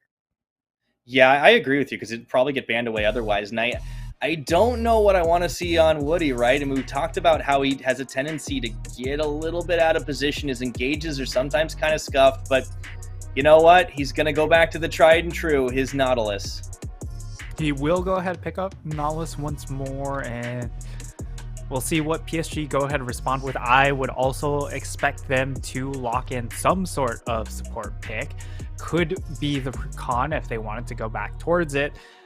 But the current hover is the Leona, and I would say this matchup is slightly Nautilus favored, but Leona is just very, very oppressive when she does get snowballed as well. And she also has the ability to go Glacial Augment and still be relatively tanky. Whereas on the flip side, if Nautilus goes Glacial Augment, you are just kind of going in on a one-way trip. Even if you are ahead, sometimes you will still get blasted because of the lack of extra durability that you get from that Keystone. For sure. Kaiwing, most played champion for him this split too. Definitely a very comfortable, very standard type of choice. Oh, look at this. The Vygar ban in the mid lane up against the side of the Ahri. Yeah, against Bay. Okay. I wonder if we see the Vex as well, Periyordles. For PSG, they've already banned out the Trundle for Hana. And yeah, the Viego as well. Honestly, this kind of leaves just his Xin Zhao as far as like champions we've really seen a ton of him on. I kind of feel like the Jarvan is an opportunity to come out here that can really set up a lot of good picks. That might be the choice. But other than that, I'm not really sure what we'd see Hana on. Yeah, champions he's played during the split. Hecarim, they banned. Xin still left available. Diana still left available. Lee Sin banned away. Trundle banned away, and Volibear. So if we're going to something he has played during the regular season, you're looking at Xin, you're looking at Diana. But with the really just a lot of mid-game power coming in from Volibear and LeBlanc, I'm keen to see what DCG do with the rest of this draft to try and mitigate the explosive potential coming in from PSG here. Yeah, they're going to have to blind pick up in the top side. Ooh, I like this. Okay. Getting a little bit of dive on right there for Hana. The Kill Nocturne. Unified. We have seen those tank Nocturne builds to get the stick, and we're also going to get the Tryndamere. All right, a couple of speedy boys. This is pretty much full dive coming in from DCG, and it means that Aphelios will be left on his own devices. Bay put on to, I believe, his first game of LeBlanc, so this is a very different playstyle champion for Bay here, and it looks like Hanabi will go ahead and lock himself in this Gnar. He's played plenty of games on this champion, and he's been exceptionally comfortable on it, so I fully expect Hanabi to do pretty well up here. But DCG, they take yet another bit of a change in draft, but it still is all about this top half of the map regardless. Yeah, it does feel a lot less risky though, right? Like, I mean, we got really excited about the Sejuani Viego, but the difference this time is you're putting the damage brunt on Leaky versus Hana, and I think that makes a lot more sense, not just given what we saw last game, but also given what we've seen all split long, is that Hana's not necessarily the big damage-dealing carry in the early game. Sure, he has his Diana games, he can definitely pop off, but I think I really like this Diving Nocturne. We've seen a lot of the tank build come out in leagues around the world. I'm thinking of like the LCS, for instance. They really like to go for that and just get into the backline to set up the picks, to set up the kills. Everyone's going diving. The Aphelios is left at home. That's fine. He's got a turret. As long as he can stay alive, Criscata is going to have a good game. We'll see if Deep Cross can make this interesting. They certainly always make the drafts interesting, Nightstar. Yeah, but I also want to focus on what PSG have drafted for themselves, because this composition, if you rewind a split ago, this is pretty much the premier PSG comp. That is not the case this split. Yeah, that ain't Maple, man. Yeah, it's all about tempo with this composition. Bay has really yet to play a big assassin game. Yes, he had that one Silas game that he did pop off really, really hard, but at the same time, they had scaling going their way as well. This time, if they don't get snowballed ahead in the mid game, I see a lot of concerns headed into late game. Absolutely. We have seen Bay on Vex. We have seen him on Ahri. So it's not that we haven't seen him play Assassin-y champions, but we've certainly not seen something like this LeBlanc. And it'll be curious to see how the mid lane goes. Very electric. It's a couple of electrocutes starting out in that mid lane. No surprises there as we get underway. Glacial Augment's actually on the Nautilus side. So Nightstar Kaiwing has actually opted to instead go for Aftershock. Yeah, going for the Aftershock here instead of the Glacial Augment. I mean, both Keystones are very, very viable and don't have a whole lot of issues with either. And it will be a late invade that will get spotted out here, but they won't do anything. It's just going to be a ward onto Raptors. Nothing special there. And yeah, so nothing too flashy. Level 1, and it makes a lot of sense for PSG, right? They want to just kind of play safe, make sure that they get to play their game. They don't. They're a team that just, hey, if we don't need to change anything, why should we? Exactly, and I think it's on Deep Cross to prove that they are going to need to make the change. Now, Leaky is going to hope to have a little bit of a more fun top lane this time, but unfortunately, Hanabi knows the matchup. Hanabi knows how to deal with this. He just tosses a couple of boomerangs his way, and he's going to trade out a little more efficiently. Free 6, I think Leaky could have a slightly hard time here. Juhan going to get that great start off on the Volibear. Himself, the blue buff leashed over to the Gromp, and ooh, Woody does go in early for some trading. Unfortunately, hooks a minion. Yeah, doesn't get the lollipop in that instance, and eats a little bit of a health trade. Unified going for a ward, okay. It is against, of course, Nocturne, so you're not too worried about early games coming in from this champion. Wants to hit level 6, and that's when he starts making these moves on the map. And I think it makes a lot of more sense for DCG, because Hana on the Viego wasn't very proactive at all, trying to force plays, ended up farming to level 6, and that's not what you want to see on early game Viego. You want to see a little bit more action in certain drafts, and that was definitely a draft that he was really just primed to be the main carry of, that he didn't take the reins of. Absolutely. I think that was trouble for Deep Cross for sure. I do want to take a minute to talk a little bit about Nesty on this Ahri, because you're right, we didn't see it. Okay, I'll talk about it later, because the hook does land this time. Not a whole lot of trading. There we go. We didn't see this at all out of him during the regular split, even as Ahri started to become more and more fashionable for the mid lane. And when he does bring it out, it's up against the likes of Minji, who was playing Twisted Fate both times. And it was okay. In lane, definitely not as impressive. But in the late game, he definitely started to pop off. Fairly defensive build. Juhan going to be wandering in now, too, at the bottom side. Woody quick flash away, but followed up by Juhan. Criscata back to the safety of the tower. Juhan. Exhaust and ignite, and oh, dear. That's going to be first blood for Deep Cross. PSG thought they had it in the bag. They got taken down. Ooh, that was a big misplay coming in from Juhan there. Flashes forward when there's really no reason to, and gets massively punished because he gets stunned within turret range. That turret adds in just enough damage for the side of Deep Cross to secure themselves that first kill. And now, okay, they want double buffs. They do. Woody a little low, though, unfortunately. I think he's going down in the trade. Flashes for This it. could be 2 Chris kills. going to try for the 1v1. Yeah, I think they're just going to trade it right back here. Chris Scotta, oh, he flashes at the final second. Unified lives! And the trade goes right back. Oh my lord, it's just a massive disaster. It's just not, it's not even a small disaster. That's potentially just game number 2. That's a throw. That's a 4-minute throw, Night Star. Let's watch this again. Woody just face checks this brush, and he gets caught, takes a bunch of damage, and they opt to try and fight this. Chris Scotta could have just walked away. He thought he got the outplay, but oh man! And then he loses his nerve at the last second. I think that's rookie mistakes, rookie nerves right there. Yeah, ends up flashing downwards instead of up towards the river. Maybe that would buy him some extra time to make his escape. But 2 for 0 for PSG. The rookies not looking too great. Both Leaky and Chris Scotta underperforming at the start of this series. And that's not what you want to see, given how much low damage percentage Nesty has. Yeah, all right, Bay, gonna find 4 members in his Everyone lane. is all the CC misses. He just says, all right, I didn't invite y'all to the party. What the heck just happened? Meanwhile, up at the top, it's just trades of health once again.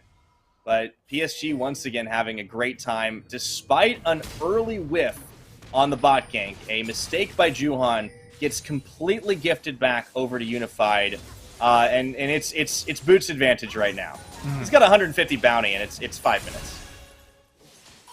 Charm on. A little bit disgusting, and as a result, with that early bot advantage, they're going to rotate over for this Fire Dragon. Should be easily secured there, no problem. And I mean, Chris Scotta and Woody, at the very least, were able to burn the flash on to Bay, so that will be a summoner burned, and they didn't lose necessarily a ton off of that roam, since they don't want to lane as much as possible at the moment because of I don't know if they look comfortable laning. So anytime you're able to move out and get a change of scenery, that's going to be a little bit helpful. It's true, but you do want to try and at least keep up in the experience and in the farm. Unified does have a level advantage over Chris Scotta right now. It's a good thing they did build a little more late game insurance, right, Nightstar? Because at the moment they are looking like they're going to need it. I don't know if that one play alone is enough to make the entire laning phase a wash. It certainly makes bot lane real rough, though. Yeah, because all of a sudden Unified is accelerated like 3 minutes. With that extra gold, so he is in a fantastic spot in this game. As Juhan will be able to secure the crab and make out like a bandit. So DCG, though, at the very least, they are on the board. They didn't have to wait forever to get into the game, and this gold lead is very much doable. Yeah, it's definitely something that Deep Cross can come back from in this one. I do think Nesty has been playing relatively well up against the side of Bay, hasn't had an opportunity to get the solo kill. We certainly are going to be keeping our eyes on how well Bay can pilot the LeBlanc, because we wanted to see if PSG had some different picks in their pockets, if they can play some more of this, some more of these champions that have been more in vogue for other mid laners that Bay hasn't necessarily been tested on. But with a farm advantage right now, hasn't gone down, did burn his flash. I want to see if Deep Cross make a return play, because Hana is now level 6, going to go on the Rift Herald, and we'll have to see where he ends up trying to drop it. Meanwhile, Leaky avoids the damage from Hanabi, does get Nard against the wall. Chickens on into the mini Nard form, can't really chase any further, though.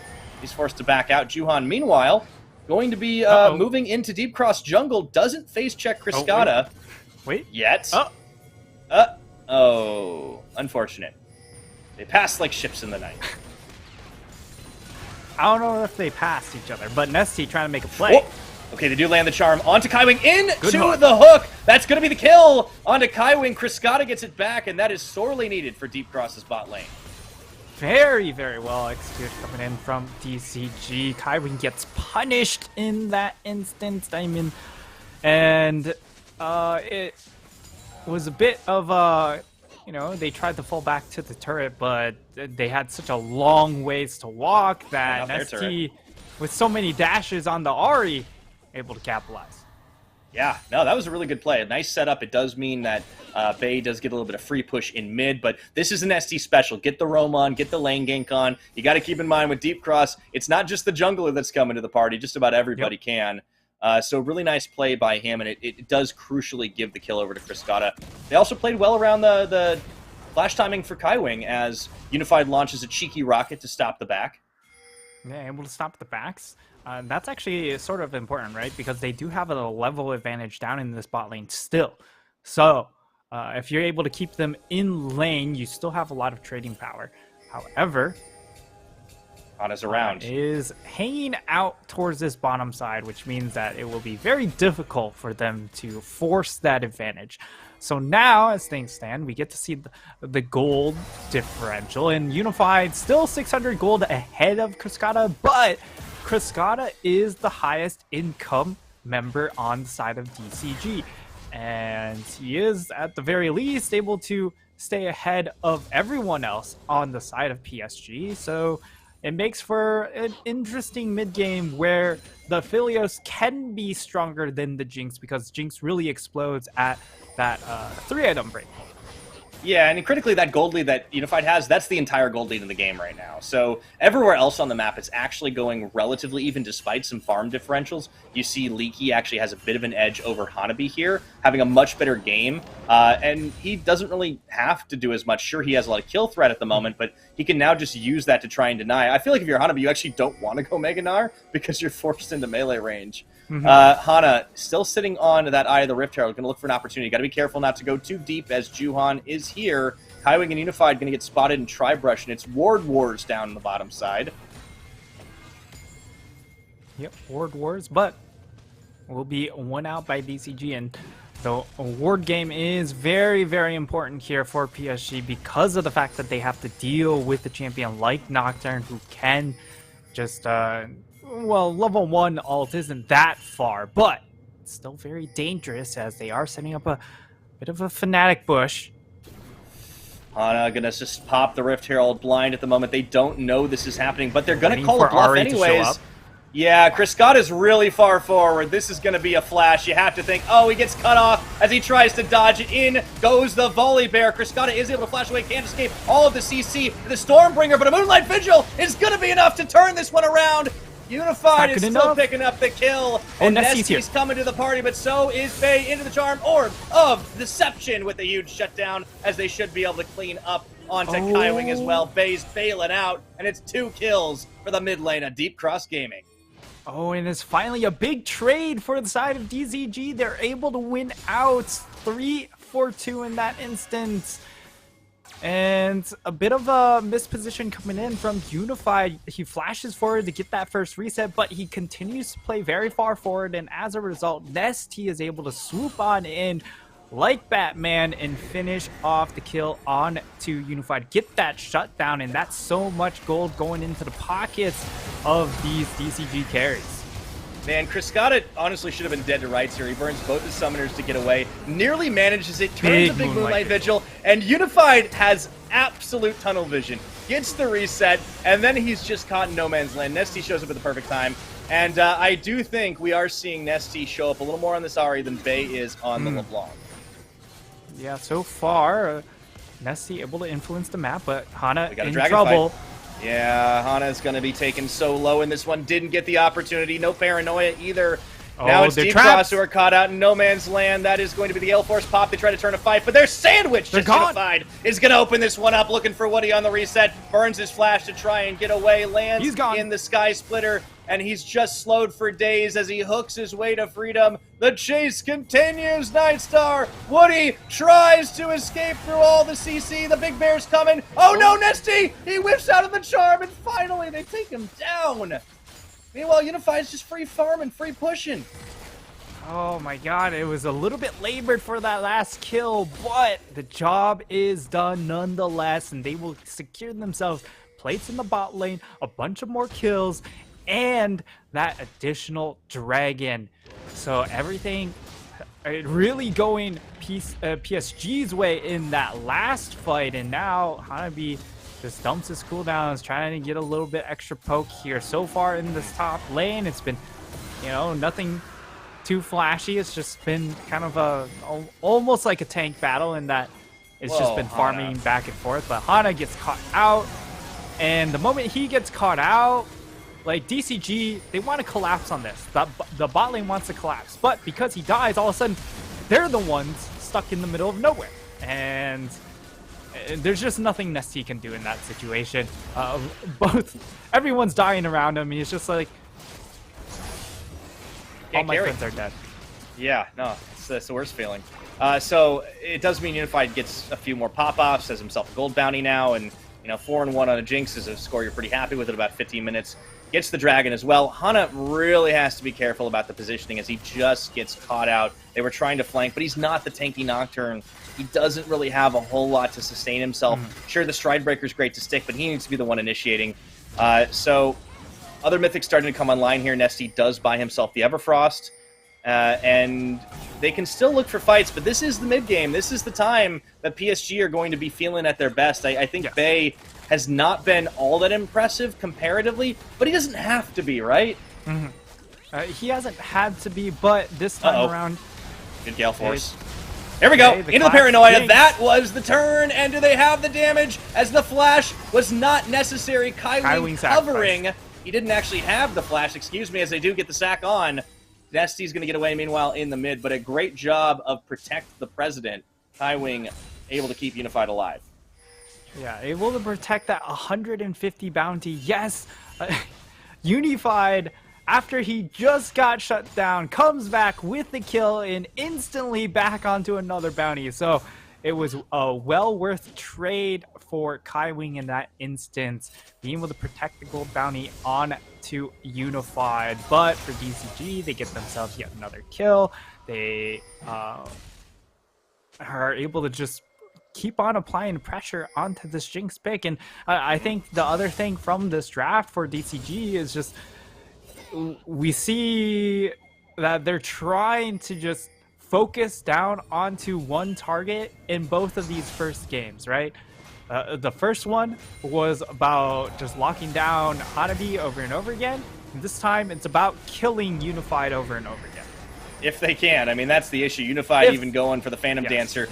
As the Rift Herald is popped in mid, that will get the charge off. Unified should be able to clear that away with trouble. But Deep Cross, you can see that they're playing a little more defensive this time, playing a little more scared. It's a 4v4 with no teleports available topside to join this fight. But they don't want to take it. This is the time in the game where they're going to have a harder time. Juhan on that big bear front line, going to be able to keep them at arm's length. Meanwhile, we just see trades up in the top. It's a farm advantage for Leaky. That's honestly the only difference we've had this game, although he's taking a lot of boomerang shots. Got to be careful there. Tries to turn for the 1v1, and oh my word! He didn't even get to hit his R button! Oh no. What happened? Well, I want to see that replay. I don't even care that Hanabi died. I mean, that's revenge. That's defending your top laner's honor. But Leaky, where was your R, my dude? Oh, Leaky having a bit of a rough start to his playoff career. But now, okay, good Gale. A good Gale Force away, able to hold on to both of his summoners, but Dragon coming up in a minute. Cascada, we'll see if he's able to stop this back. Nope, unable to. So now coming in to this next Dragon fight for the side of PSG, they'd like to play things a little bit slow here because they do have the LeBlanc, a bit of more of a poke assassin mage, right? You just want to have her jump across the wall, get a bunch of burst damage onto a single target, and essentially eliminate them from the fight. They don't. It doesn't have to get the kill, but if you chunk them out a whole lot, then it doesn't matter if you don't get the kill because they're still gonna have to go in for a back. And Hana, not again. He's dead. That's half his health bar. Essentially dead. Okay. Oh, okay. And the flash. Not dead. He is a ghost, though. I'll give you that. Man, Hana is not going to be very useful for a little bit. Oh, He does have an ult. okay. He does hit level 11. That's critical, but Nessie, the flash forward into the charm, into the hook, into the everything onto Juhan, and he's just tanking it all right now, but they Oh don't my have enough lord. damage to shred through him. Leaky around the backside, Leaky's gonna here. open up, but he's taken oh so has well ult. this time. He gets the Undying Rage, and they've got to go to try No and get Meganar. a big shutdown. Meanwhile, Bay in the backline can't find the priority target they wanted. And he turns and tries to juke it out, but the focus is on Bay so low in the pit, but they don't get him. One kill for none, though, after all that. And it ends up being a labored effort for 1 kill, but the health bar advantage in clear favor for the side of DCG, so they will have the priority over on this mid tower and also onto the dragon. So it should be them turning their attention onto dragon now. Hana still has a smite available even after using it onto Raptors. Juhan, though, perhaps interested in challenging, has smite of his own. This is dangerous. Yeah, I gotta try to go for it. And oh, it's gonna get secured up, but Hana will finally go down. Meanwhile, PSG gonna try to make him pay for cutting down the Drake stack here. Nesty gonna wait, should land that charm into the combo on the Orb Deception, into the root. Great Everfrost. Excellent, great Everfrost on that to stop it. So they do manage to get the tower, get the dragon, and let's see how this all started after Hana was completely chunked. Leaky waits around the side, and keep your eyes on Nesty, because this man has got the magic fingers.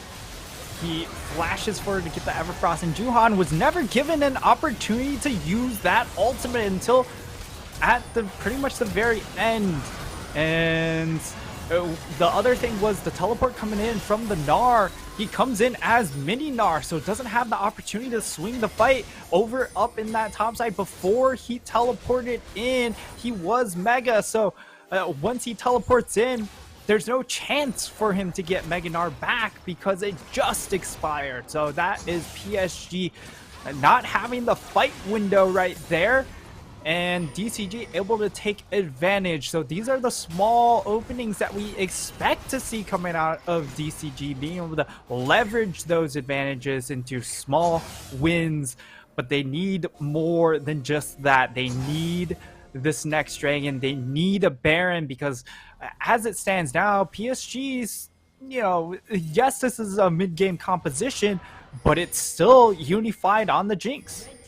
That's true. There's always pop-up potential there. But speaking of the Jinx, the tables have turned here, Nightstar, as there's now a bounty on the Aphelios as he was able to pick up the kill. Really nice juggling as, obviously, Unified goes ahead and pops the stopwatch. It lets them set up for the opportunity that instead of Leaky getting the kill, they give it over to Kriskata. He buys a Bloodthirster with the proceeds, so he's going to have more sustain going into this game. And now we are going to see a much more even game at the 22-minute mark. The Drake stack has been cut. Critically, we also have this Hexgate Rift to keep in mind. A lot of mobility, a lot of good setup. Deep Cross, one of the issues they've been running into so far in this series is they've just been outflanked by the side of PSG. Well, now they have the opportunity to cover them. Leaky does run into Juhan.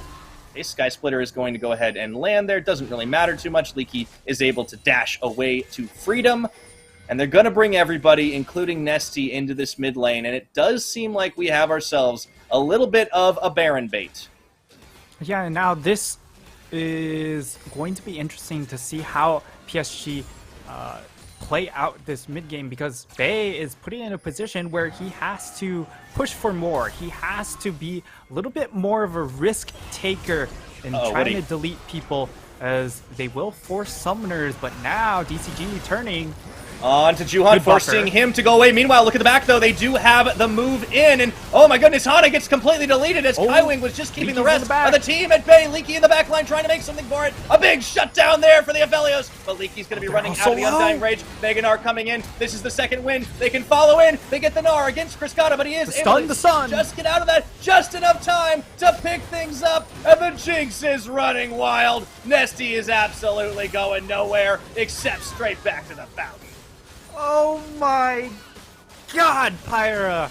All of a sudden, we talk about PSG, they need to find a way to make a play. It looked like the DCG were going to be able to bail themselves out, but they try and double down. PSG win that fight, and now this is the opening that they can use to really flip the game on its head once more. They get themselves a Baron. Now they can set up in a bit of a 1-3-1 play style. We'll see how they play from here because it is against a pretty strong Tryndamere, but so we get to see the replay. Juhan tried to get the pick onto Woody, and they flash out. Looks like that'd be just done. That's it. But Nessie and Leaky, they come in on the flank angles, and Kaiwing, he collapses onto Kriskata in an attempt to try and keep them occupied. I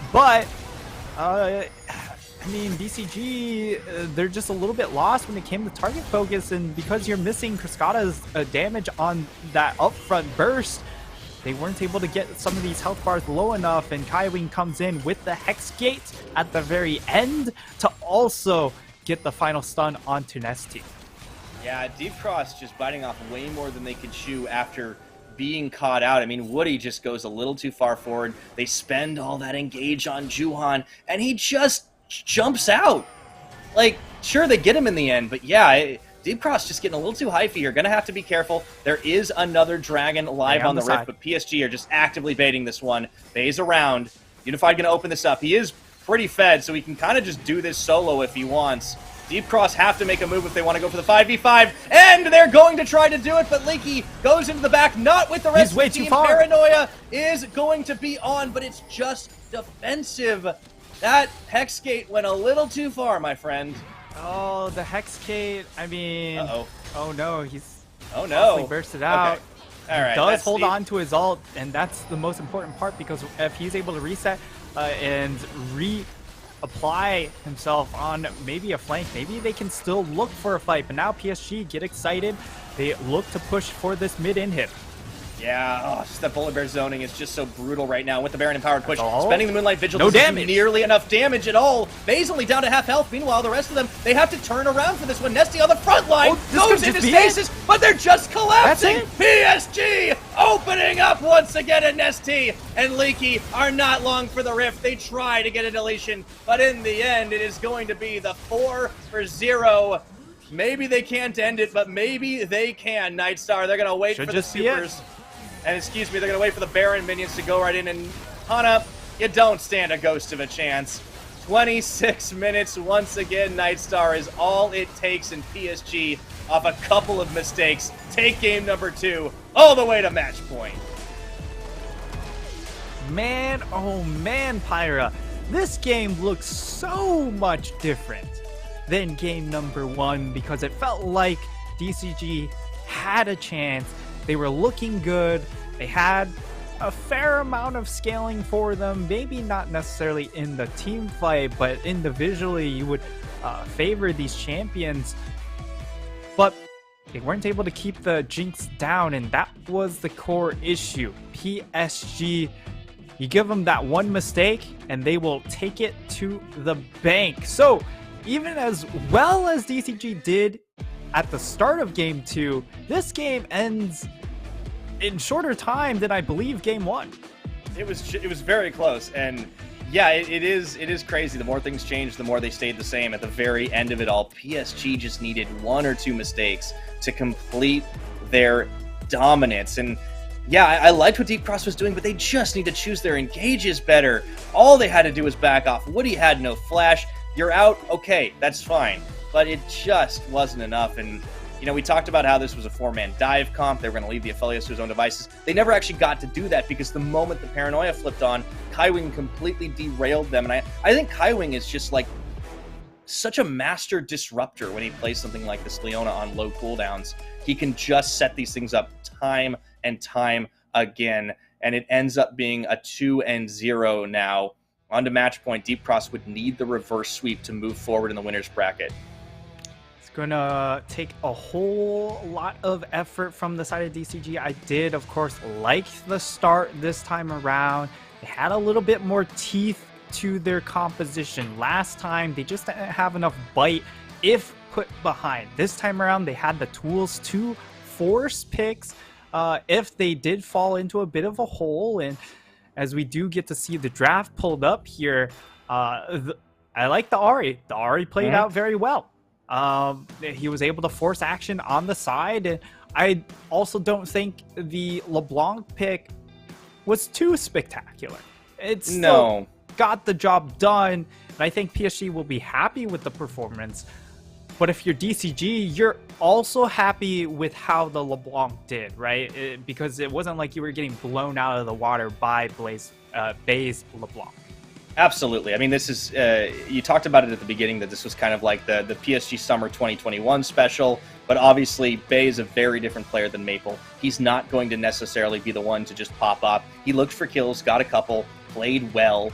I do really want to give credit to Nesty. I think this is one of the few champions we see him step into a carry role on, and he played it well. It just wasn't really enough, and I got to criticize Woody, man. I think this guy gets out of position a lot. I think he's not the only one taking bad engages. Hana as well. I think those paranoias sometimes were a little iffy. His positioning was also a little off, and he was never really able to get tanky enough to withstand it. But yeah, it's good when their fights are chosen well, when they find the right target. The counter engages have been good, even when it seems to tilt in PSG's favor. But when PSG have had the positional advantage, that's when the trouble begins. Deep Cross have not been able to find an answer now for 2 games. Yeah, and Leaky, once again, in this game, also had some difficulty playing the game, right? A couple of moments, he just didn't time his ult well enough, and Tryndamere is one of those champions that can also struggle in some of these burst compositions because the damage just pours in a little bit too quickly for you to then set up for the Undying Rage. And I think that was the main purpose why PSG went for this LeBlanc pick, to counter out onto that Tryndamere, apply pressure to him in team fights, make him pop that ultimate early on. But once more, we've seen 2 lane phases from Leaky in this series. We also saw 4 in the previous series. Overall, in these 6 playoff games, Leaky is the player that needs to step up the most in the early game. Yeah, and it's a tough order to do against the side of Hanabi. In the postseason, we haven't seen this guy perform nearly as well as in the regular. Admittedly, he's had quite the gauntlet to go through. First Liang, and now Hanabi, 2 of our best performers in this league. Very experienced as well. But this game around, it wasn't just his laning phase troubles. It was certainly the fact that Deep Cross just didn't quite take the fights. You saw where it all went wrong. You can really see it on the gold graph there, Nightstar. It's right about like 23 and a half minutes when they just lose a big old fight. And it happens again at the Dragon Pit, and that was really all that needed to happen. And then in the base. So that's kind of done and dusted for Game 2. I like Deep Cross's draft. I don't think they should change up as much for Game 3 here. I think they'll probably pick the blue side once again. But yeah, you got to deal with this guy if you want to get the wins. Unified just had too good of a time on this Jinx, getting very, very excited. You wouldn't know it looking at his face. He has got a stone cold killer poker face, but he certainly delivers the damage. Yeah, Unified in that game was just the big carry PSG needed and have relied upon time and time again. Yes, Hanabi did a lot of damage with that Gnar, but you could see in this game in particular, it didn't have the big Mega Gnar impacts. And as a result, you could have seen a world where that could have played a factor, but Unified squashed all those concerns. Yeah, I mean, this guy's he's just too good. He's the best bot laner we've got in the league. He's consistent all the time. He'll have 1 or 2 bad games to split, it seems, and then the rest, he's absolutely on fire. Definitely got to give credit to the man behind him, though. Kaiwing was a big part of that 7-2 and 7 because he was protecting, and he was also attacking Nightstar. Kaiwing does it all, and I definitely want to give him the honorable mention there, but PSG have a very, very strong duo. They have a very strong 5v5 and all that, and Deep Cross are going to have a lot to find answers for if they want to come back in the series. We'll have to find out right after this break. CDBC Bank is Taiwan's top financial institution, but we're not stopping there.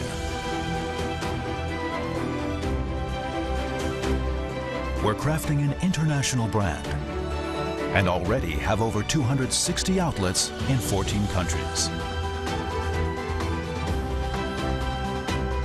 We are by your side, ready to embrace the future.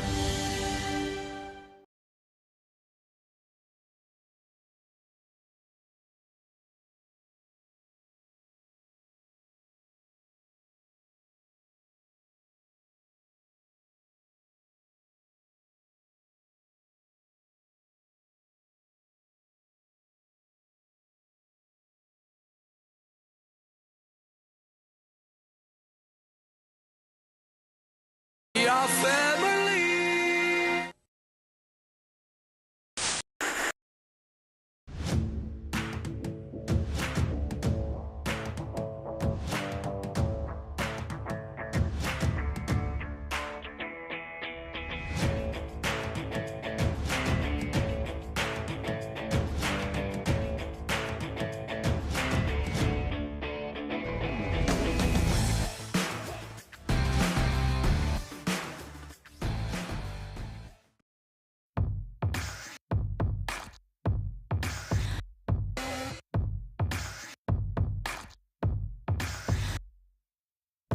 My darling, I've got you under my sick spell.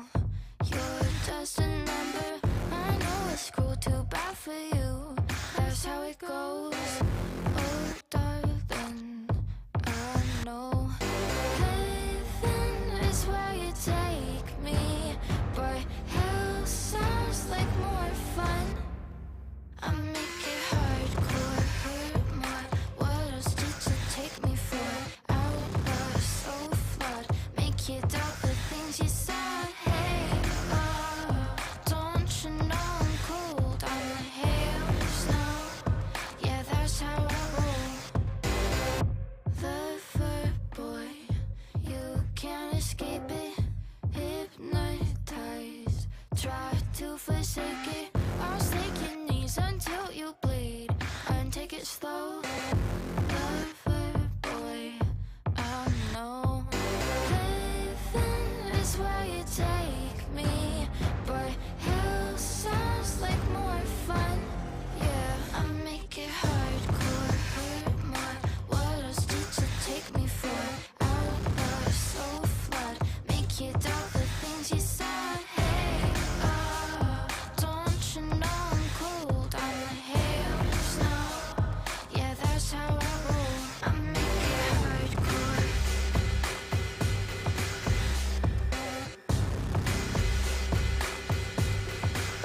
I make it hardcore.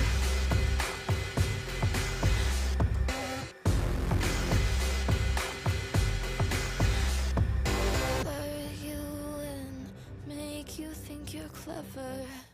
I'll make your heart skip a beat forever. Lure you in, make you think you're clever. I'll make your heart skip a beat forever. Lure you in, make you think you're clever. I'll make your heart skip a beat forever. Lure you in, make you think you're clever. I'll make your heart skip a beat. I make it hardcore, hurt more. What else did you take me for? Outlaw, so flawed.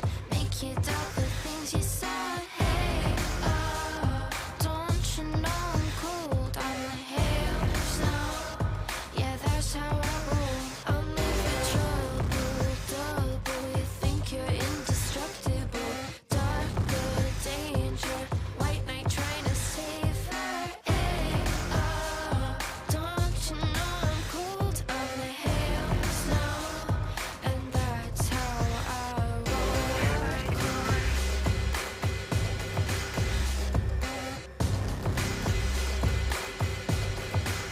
I make it hardcore.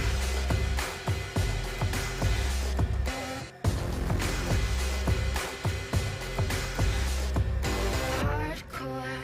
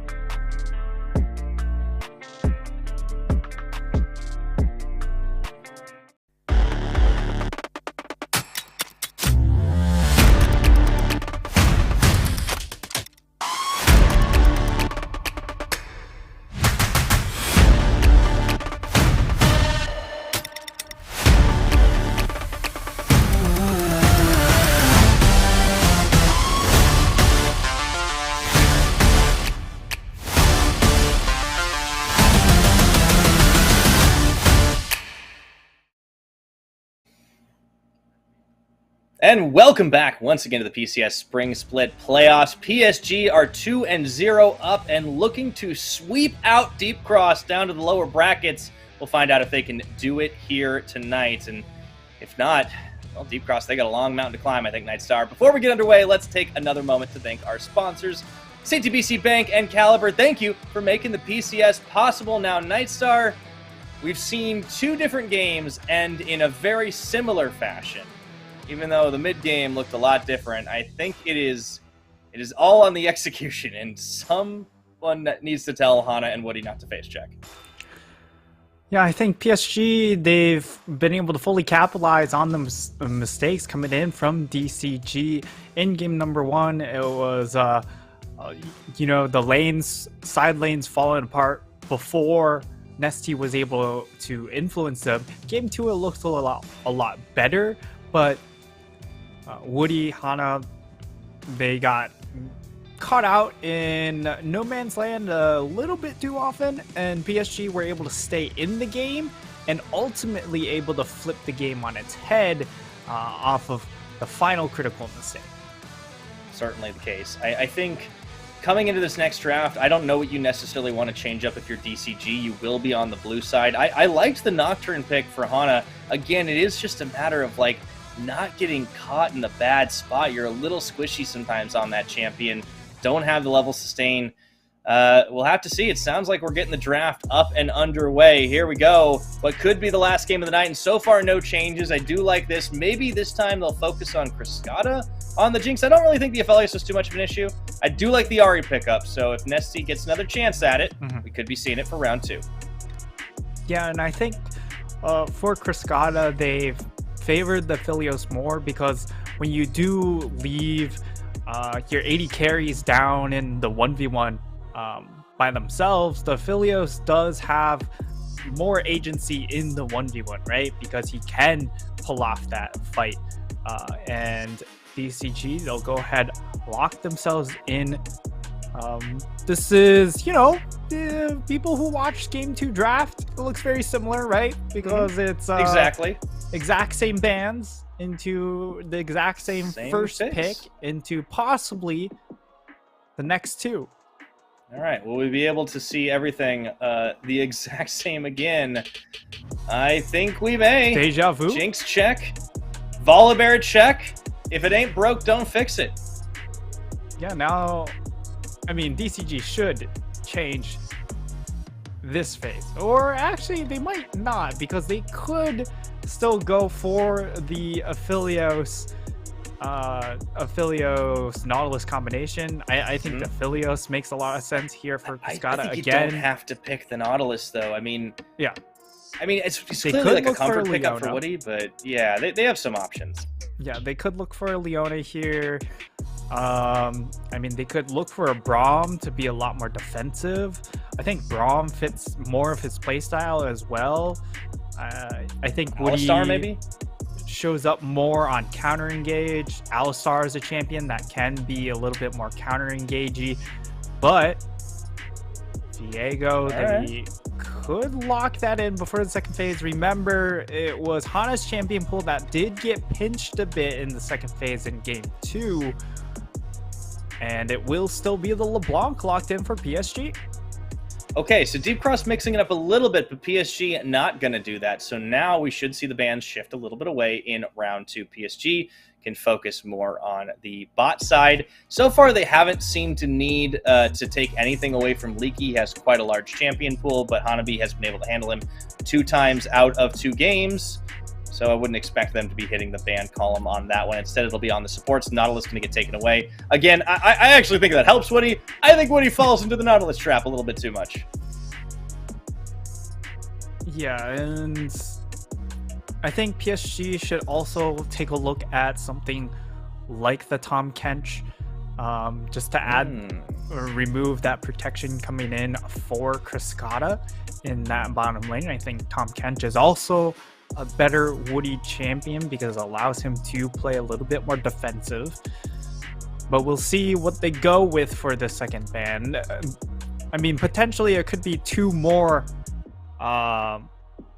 support bans coming off the table, but I would certainly expect DCG to go ahead, ban away the Gnar on their second ban, and PSG, they will throw some attention over towards Lulu, so Woody having that champion removed from him. Lulu with Philios is one of those two-man combinations that can really just melt a team single-handedly. Yeah, he does have a chance to go for, like the Leona if he wants a bit of engage. He can still do the Tahm Kench or the Braum for a more defensive option. For Deep Cross's side, it looks like they are going to focus on Hanabi's champion pool. So both the champions he's played the series so far, he's not going to get a chance to. Tryndamere and Gnar off the table. I wonder what we see in this. It could be a blind pick GP. That has been one of those Hanabi specials as well. He's pretty confident in his ability to play up against just about anything on it, so I wouldn't be surprised. Could also go for a more tanky build. We could see the Ornn. The Tahm Kench ends up getting taken away by Kaiwing. So they'll go ahead, deny away the Tahm Kench away from Woody. Jinx Tahm Kench, also pretty strong combination. But it also does allow you to play a little bit more scaling when it comes down to your support pick for the side of DCG, and they'll do just that, lock in the Rakan, and knowing that the Tahm Kench is on the other side, you're not going to get as hard punished in the lane phase, and the blind pick will be the Kennen coming in for Leaky. This champ, of course, has gotten a bit of a buff, so a lot more damage during the lane phase. Now for Hanabi, what does he go towards? Still could go for the GP. Definitely not an issue into the Kennen pick individually, but he has other options.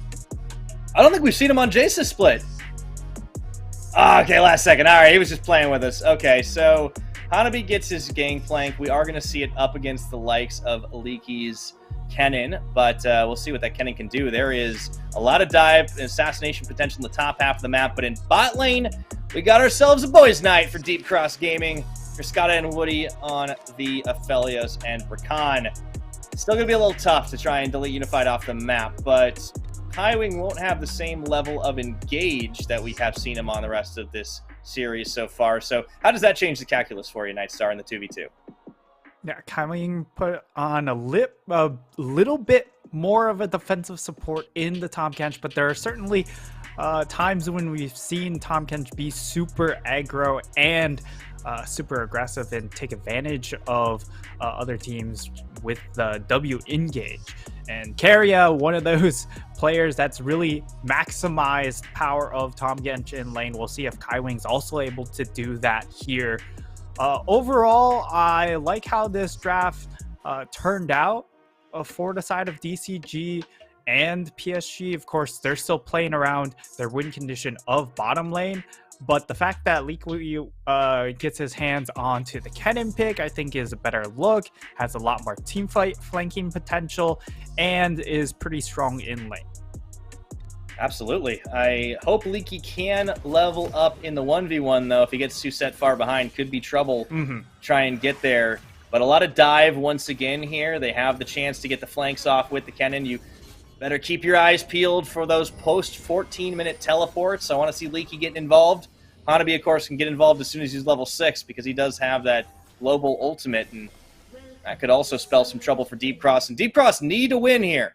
Otherwise, they will be clean swept out of the upper bracket and go on to face up against Frankie Sports.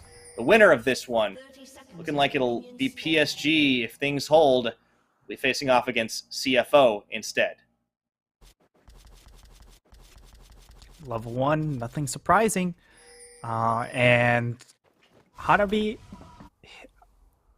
their only 2 losses of the split for PSG has been when Hanabi also has played Gangplank. So, you know, if you're a DCG fan, it's looking up, right? Right? The maths check out. I mean, that is objectively true. So fair dues.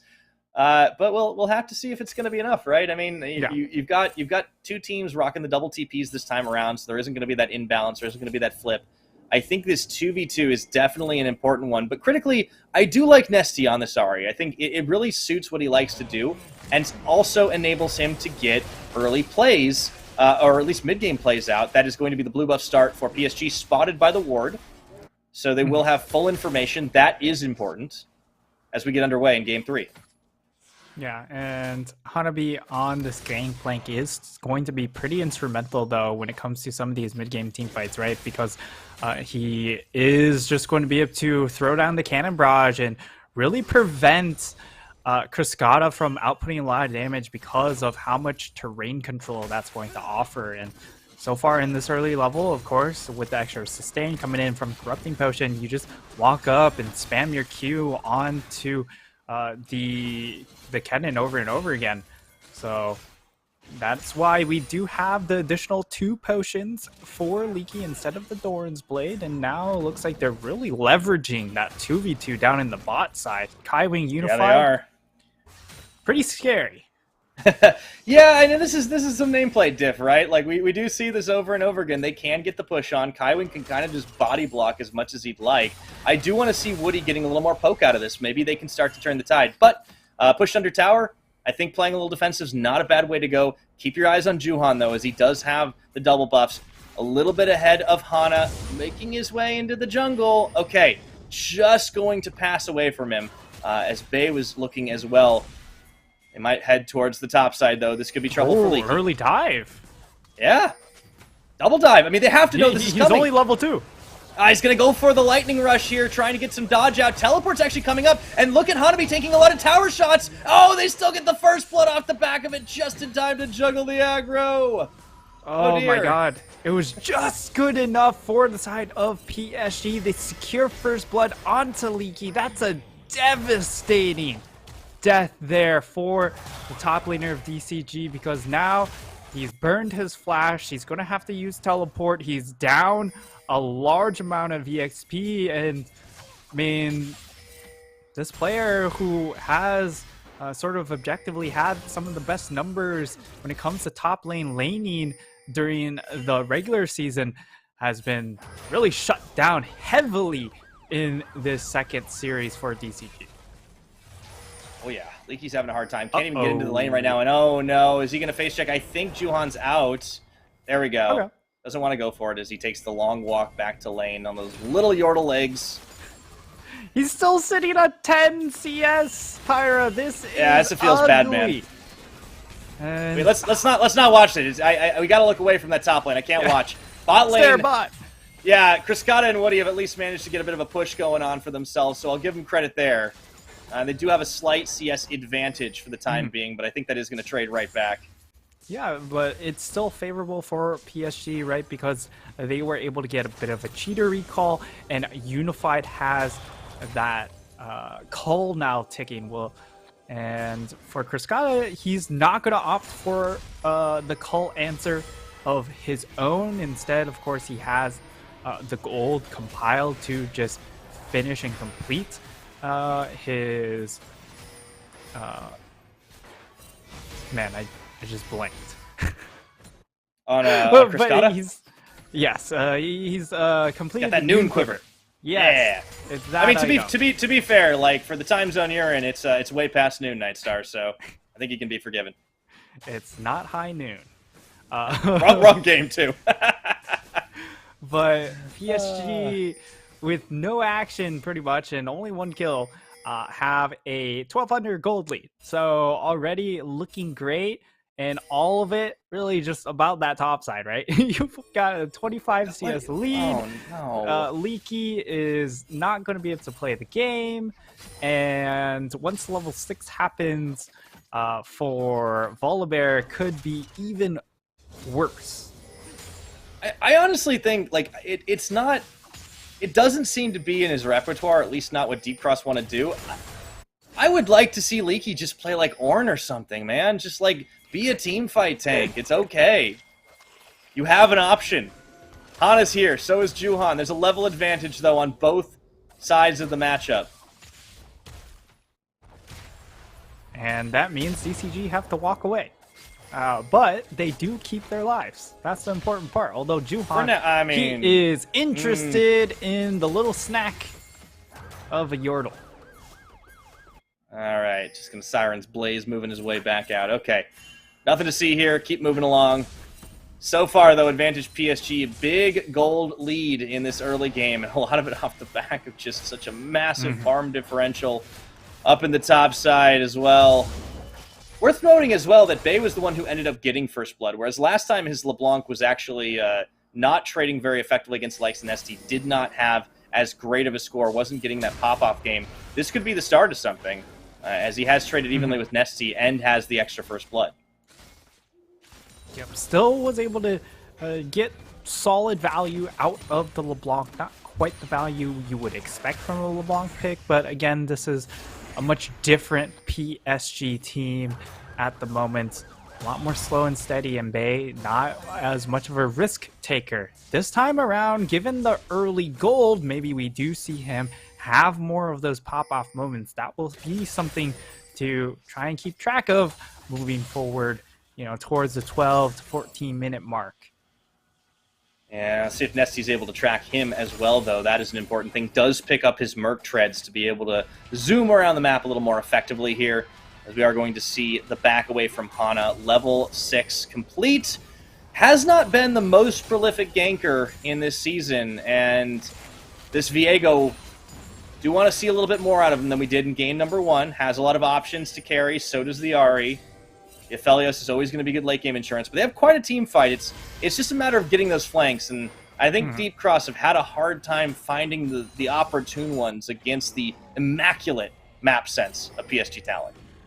Yeah, and as much as they want to try and dive with this DCG composition, the issue is if the Cannon Barrage does get tossed down, it could just very easily be just the one-button deterrent.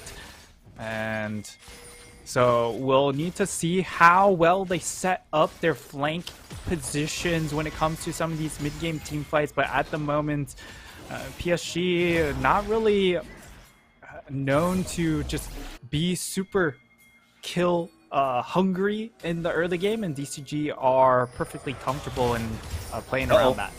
Juhan missed the memo on that kill-hungry thing, I think, as he was waiting and baiting in the brush. Woody runs face first into the bear. Nesty has arrived as well. This is actually a 3v3 if Juhan wanted to get involved, but they are able to safely walk away. Unified had shoved the minion wave in hard, got himself a couple of plates as well. While Criscata was away, this does also open up the opportunity for the Mountain Dragon. PSG have just done such a great job at controlling Drakes this series, and really all split long. I mean, it's one of the things they do very well, is keep the bottom side of the map locked up. And, I mean, for the side of PSG, they haven't thrown... it's been more of a slow and steady. Yes, it's a 2k gold lead, but it's a very surprising 2k gold lead, right? Because you wouldn't expect that with how little action has occurred in this game. But that's just PSG's memo. They get these small advantages slow and steady, and all of a sudden, you're just down 3k gold lead out of nowhere. Oh, charm dodged by Bay. Kaiwing and Juhan waiting. That's a very tanky brush. Woody gets licked. You hear the sirens blazing, but they are going to walk away from it now. Nothing for us to take on the bottom. Looks like it's going to be Criscata pushing in to try and equalize on those plates. So that is the saving grace, is that Criscata's been able to do a pretty good job of firing right on back. You can clearly see the comfort level on this Aphelios a lot greater in these last 2 games. Will get a Shelly charge off, and that's actually a pretty good move for Deep Cross to try and get all of the plates down bottom. I think that was solo XP for Criscata as well. Yeah, he solo gold, I should will say. Split plate, of course, with Hana, because there we go. Hana did throw down the Rift Herald, of course. Yeah, no, you're right. Good point. But it's still 3 plate golds into him, so a lot of gold thrown into him early on is certainly going to feel good. He's going to be pretty accelerated. It's just a matter of how does he itemize, because in the previous game he went for the second item, Bloodthirster. I think it's fine into a lot of range, but it really hampers your second item explosiveness. You'd like to have something like a Lord Dominic's or a Collector to really be able to assert yourself onto items. While it has stayed a low kill game, I don't know if it's going to remain that for very long here. You can see Leaky trying his hardest to catch back up in the game.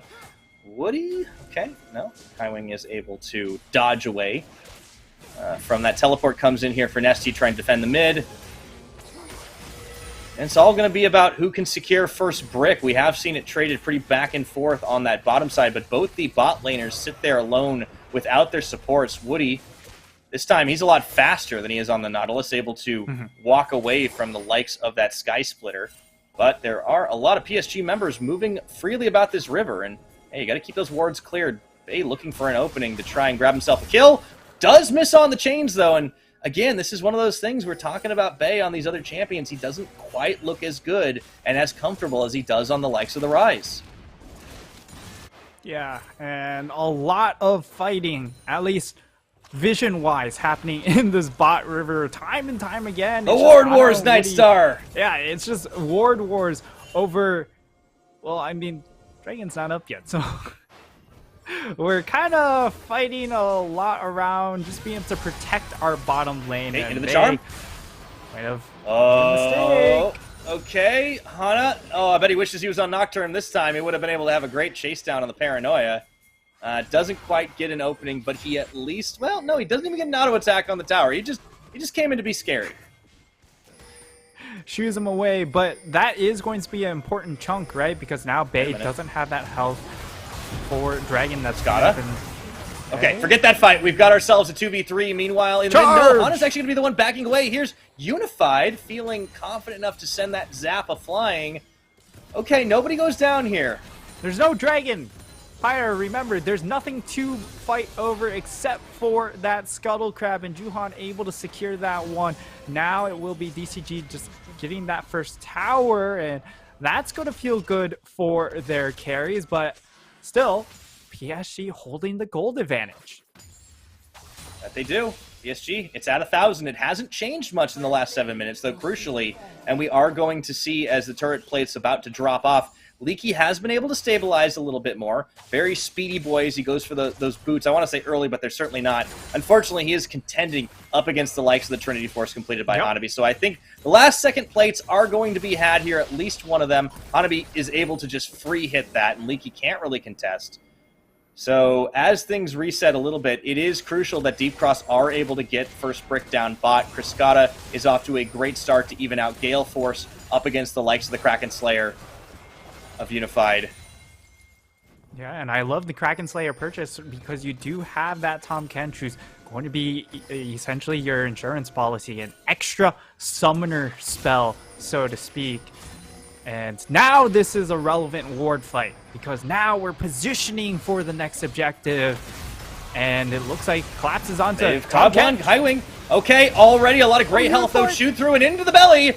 He goes, Unified taken down to half HP. That's the bailout. That's the insurance policy. But I think his premium's about to go up as Nesty takes another bite out of Bay's health bar. And this is PSG actually on the back foot here. Deep Cross going to take the opening to get some free hits on the towers. Got to be careful not to split. Here goes Bay. No charm. Oh, that's going to be the chains connecting on to Kriskata into the rocket. Got to be careful, dude. He's walking away. But PSG get the dragon all the same.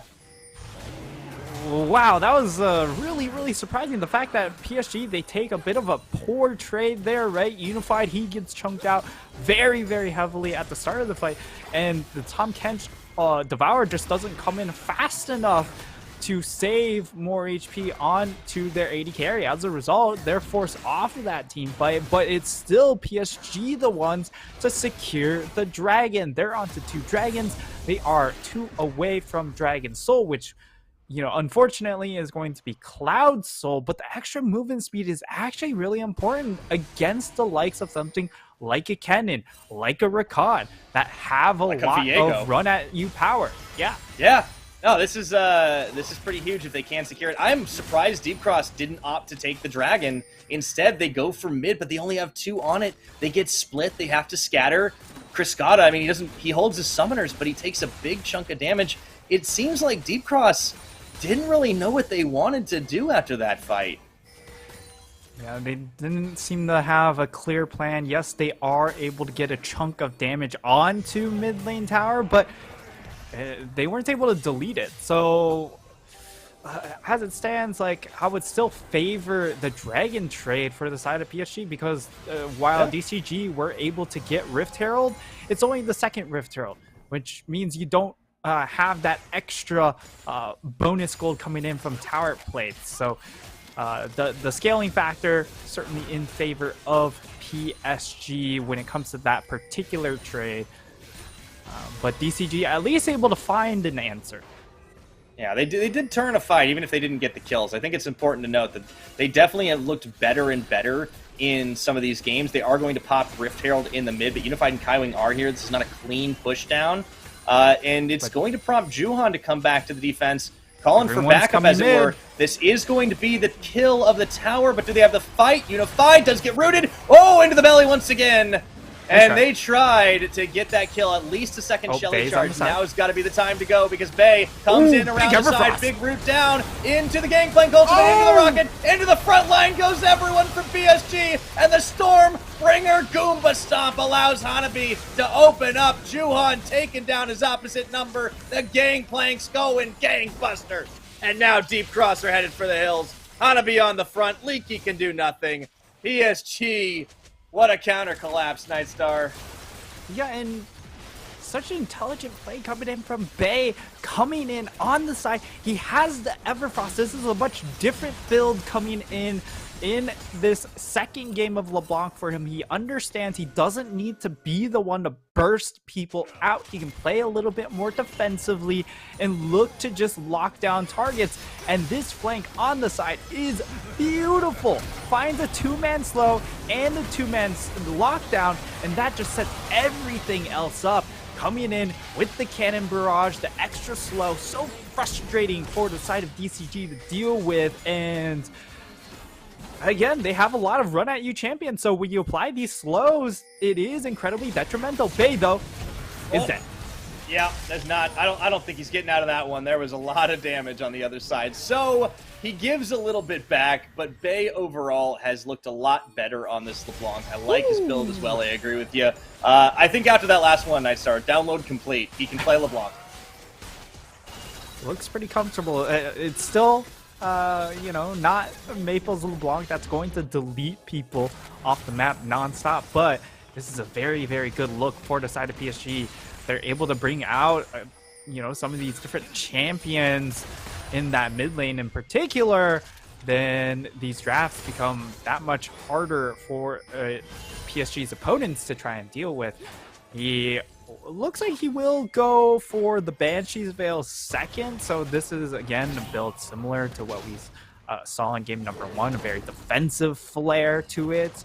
But when I feel like, again, Bay is in a spot where he doesn't need to be the main carry, and he just wants to try and facilitate for both Unified and Hanabi, who are online at the moment.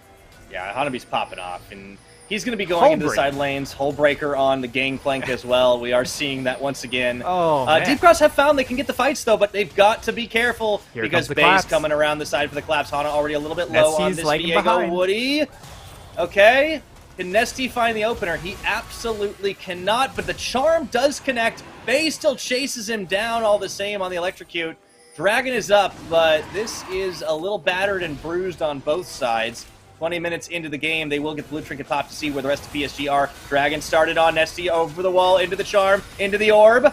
Bay is out, but Juhan is still threatening with the smite. This would be sole point. Yeah, now I think they do now. That's why they're playing a little bit defensive here. They know that he's on the side now, but where's engage? That's a lot of damage. Rocket. Oh no, they gotta get out of there. The gangplank is massive. Deep Cross get bursted out of the fight, and they don't lose anyone, but they do lose the dragon. PSG now 3 for 3. God, that was just an absolute clinic of a fight coming in from PSG.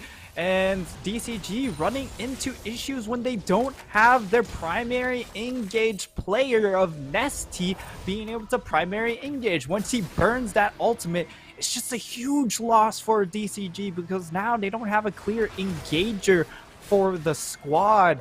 It's not really a main engaged champion for the side of DCG, but rather a main engaged player. That's always been Nesty. Leaky on the side flank, unable to actually get into the fight and utilize the cannon so far in this game. And if the Kennon's not winning the 1v1 against a Gangplank, and he can't get into the backline with his ultimate, man, it's hard to play Kennen. Yeah, Leaky has kind of gone 3 games now with not really being able to execute on what he's trying to do with his champion. He hasn't been able to get anywhere. Even in that mid lane fight, we saw that he just got completely stiff-armed, goes into the slicing maelstrom, but he doesn't even connect with anyone as Juhan just goes into the Goomba Stomp. So this time around, he gets completely spotted off the side, doesn't get in there, and then between the Cannon Barrage and the Super Mega Death Rocket, Cross just get chunked out and are forced to cede the ground. So now they set up on the Baron, but a little bit slowly here. They would need the teleport flank for Leaky. It has to work just once if they can get it done. Trying to bait in a Death Rush, but PSG are smarter than that. Pretty safe here, and they just walk up as a 4-man unit. Highwing walking up. Nesty teleport is on. They do manage to find a target, but unfortunately, Unified gets swallowed up. Nesty, he's going to be gone right after this. Leaky does come into the back, but is it too little? Is it too late? Criscata gets a kill, but PSG are turning it around all the same. 2 for a Unified to end that one out, and on the back half, Woody gets spotted. Criscata get chunked. They're going in for round 2. Criscata on the front, gets the outplay, but he's on the traps, and Hanabi just chews him up, spits him out for the shutdown. And that is going to be the near ace as Woody is playing keep away from Kaiwing.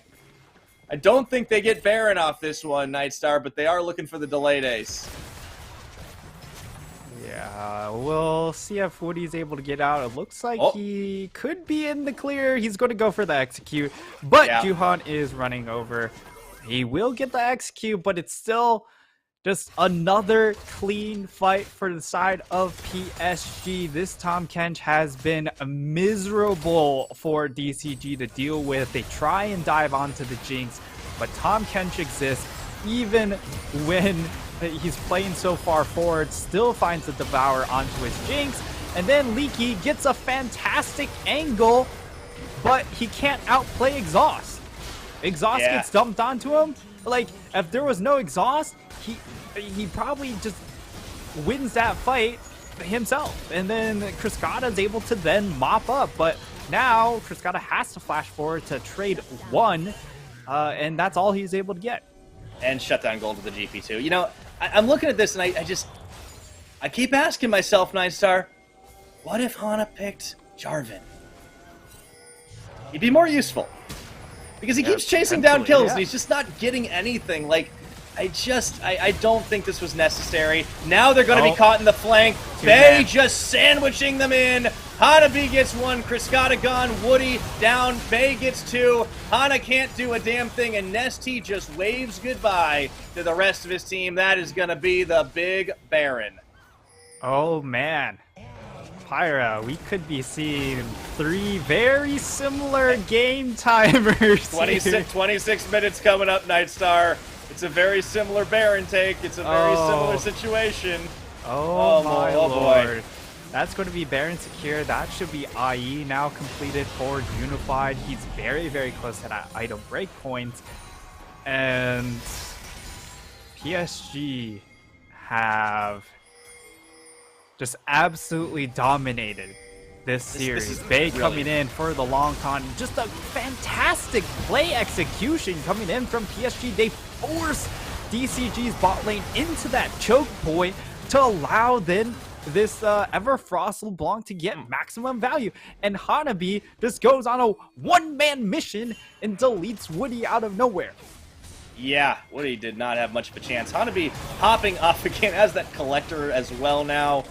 That's going to be the Cloud Soul very freely picked up. Nothing Deep Cross can do to try and contest that. And I think short of a miracle fight, we are looking at that sweep. PSG closing the door on this game. Well, Nightstar, they got about 30 seconds to match their game timer. Let's see if they can do it. Well,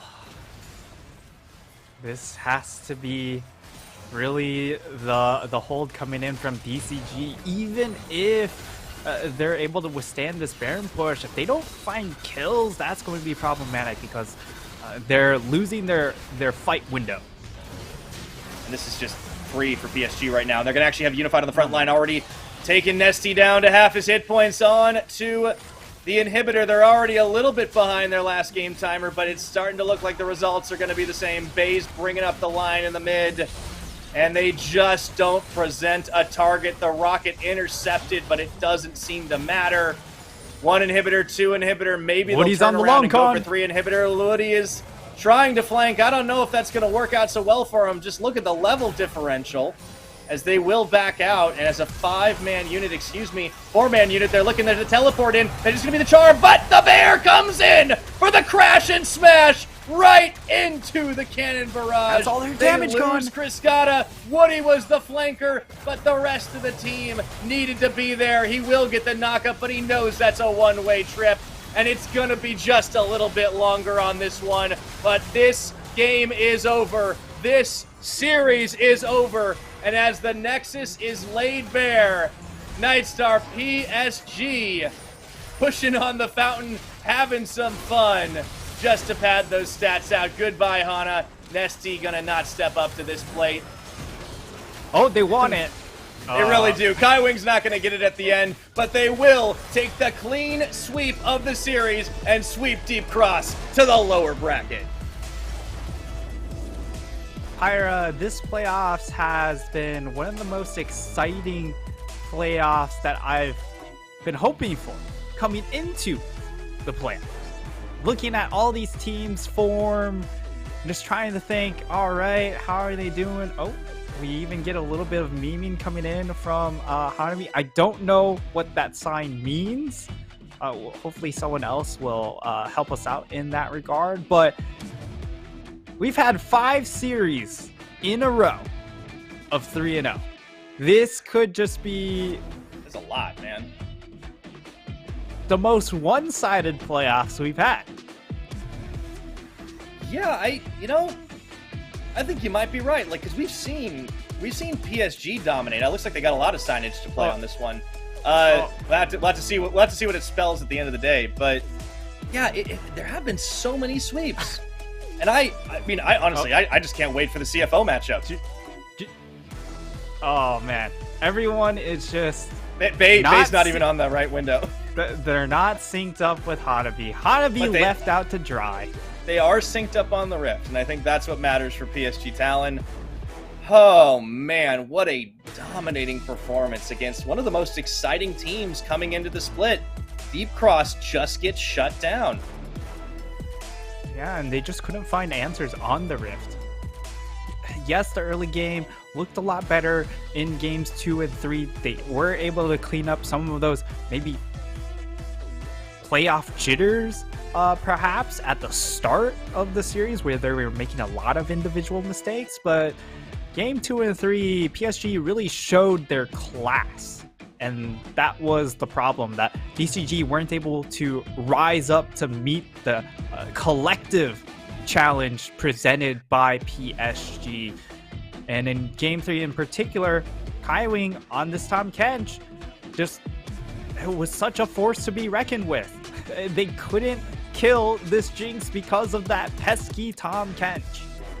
Yeah, looking like the old Tahm Kench with the number of times the Devour was going off. So really, really critical usage, and Kai Wing once again plays such a great job protecting his carry. Unified likes to play front line when he knows he can get the back pocket Kench, and he did have it. So really, really well done by him. The Jinx pop-off is always phenomenal to see. I love how he used his rockets. He wasn't going for the flashy execution, triple, quadra, pentakill moment. No, he was using it literally to zone, literally to make Deep Cross back away, because PSG are all about that objective control. They're all about forcing you into a bad position where you will not be able to take a fight on your own terms. And Deep Cross never found an answer. Leaky was left out to dry so many times trying to find those teleport flanks. And let's talk about Leaky for a second, Nightstar, because he got outplayed by Hanabi 3 games in a row, and he just never recovered.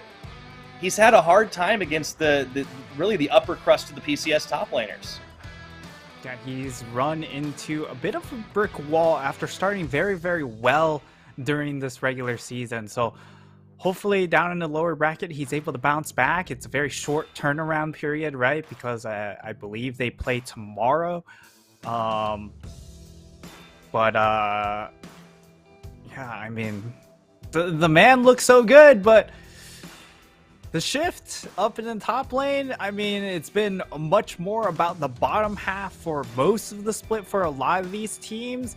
Really, DCG being the only team that plays towards top side. Unfortunately, this was yet another series that has been bot lane focused. Unified got going. He just kind of asserted himself, and they couldn't touch him. No, and I think Unified played incredible. Kaiwing did everything he needed to protect his carry the few times he either made a mistake or he just got targeted out. Hanabi had a field day 2 out of 3 games and did pretty well at just keeping Leaky's Tryndamere locked up in game number 2. So, kudos to him for that. Bay, I think, we saw 2 games on LeBlanc. He definitely improved on the second time around. So I don't know if it's a ban-worthy champion. It's definitely a champion where he can still have an impact, though. I did like the Everfrost build more. He was able to set up for the kills for his team, and that is much more Bay style, right? He can move around the map using those double distorts to just close some distance, to set things up.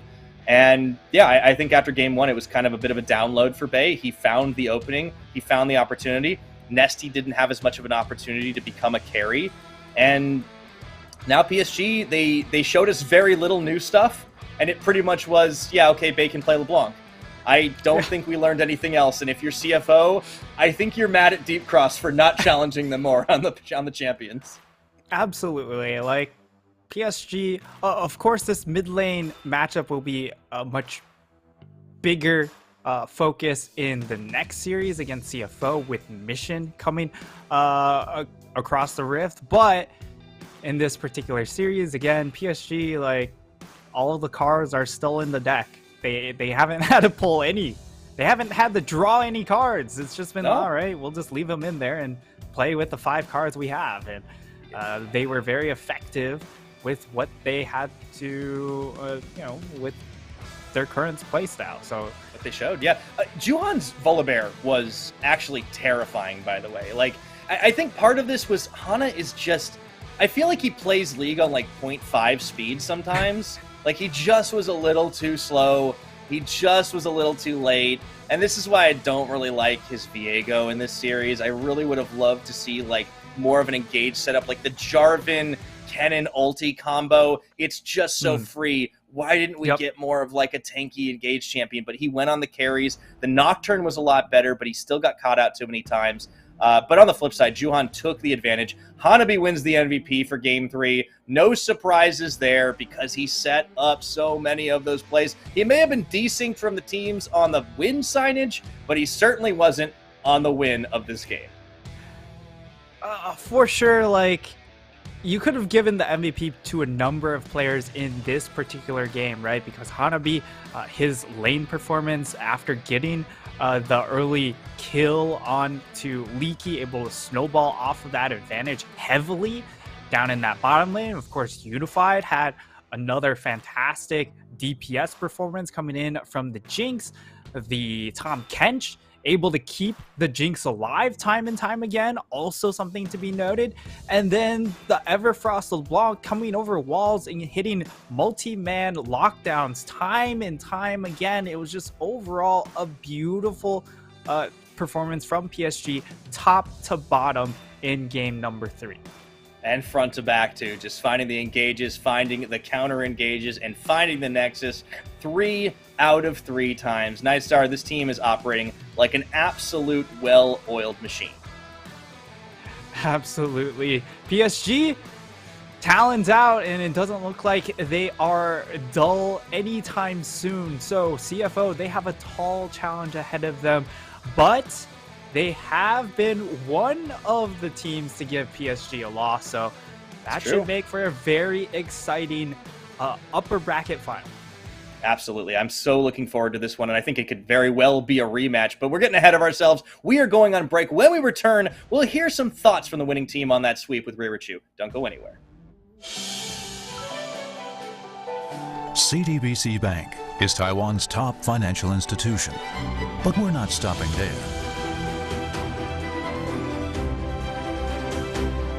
We're crafting an international brand and already have over 260 outlets in 14 countries. We are by your side, ready to embrace the future.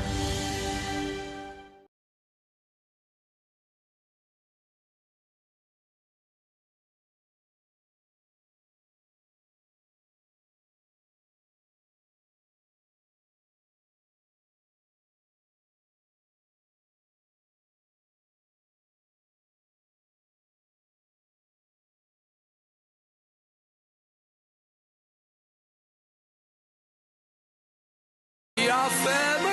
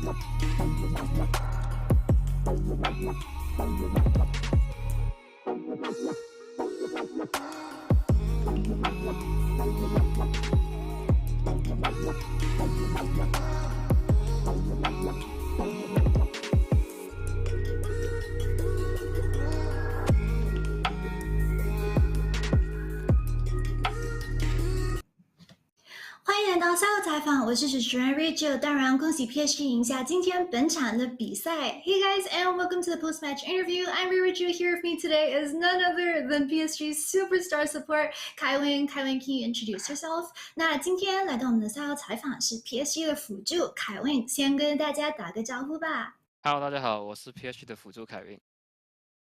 Congrats on getting the 3-0 today. I wanted to ask because during the regular season, you guys went 2-0 versus DCG. Were you expecting to 3-0 them today so fast? 当然也要恭喜你们，就今天成功的以3-0的成绩战胜了 DCG。常规赛碰到他们的时候，就碰到他们两次都是由 PSG 获胜。想问，就今天是不是也有预测到 PSG 会3-0呢？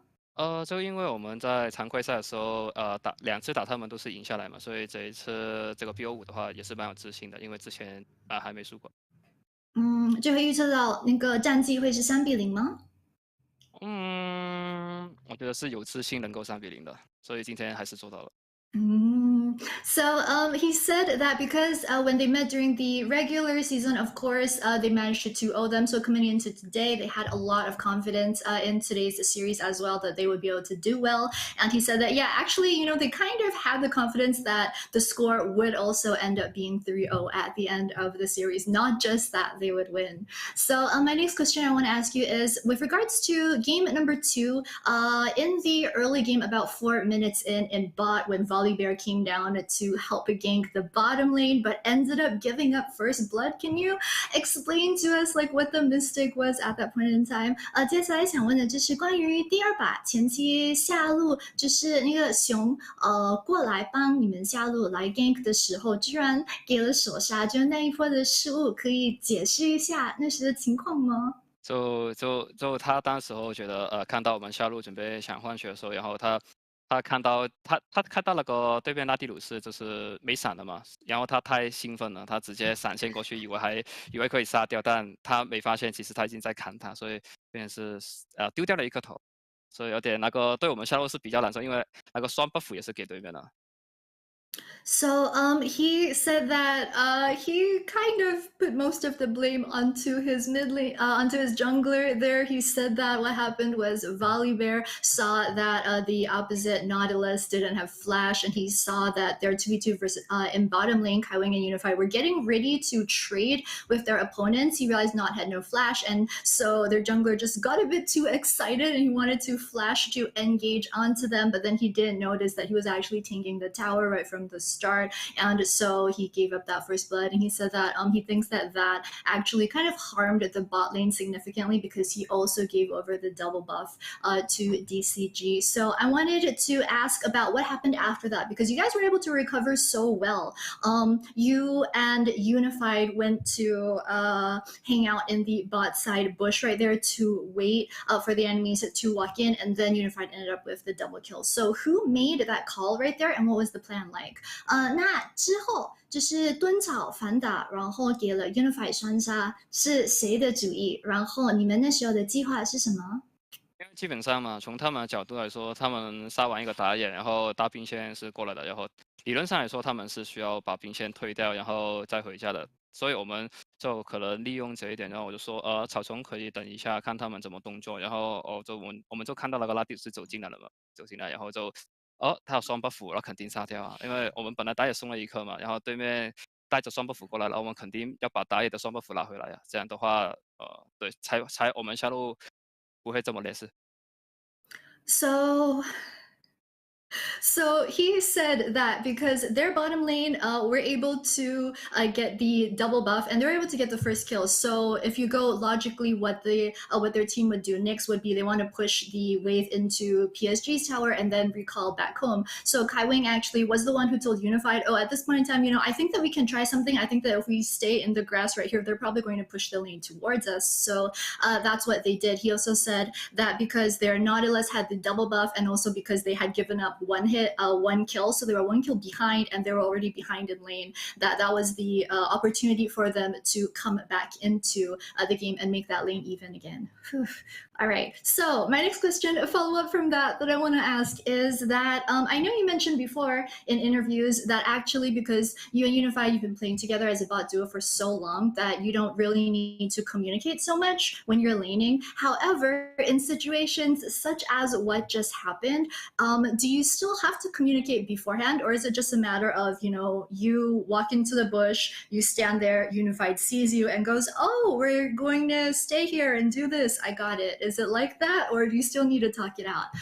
然后接下来想问，就是之前凯文也有说过，就是你们的双路组合，就是对线的时候其实不怎么会说话，毕竟就是老搭档了嘛。然后是有点好奇，就这种时刻，你们会不会提前沟通好？就是比如说要在那里蹲草反打呢，还是就是说你是先站着，然后 Unify 看到了就会自动跟上去呢？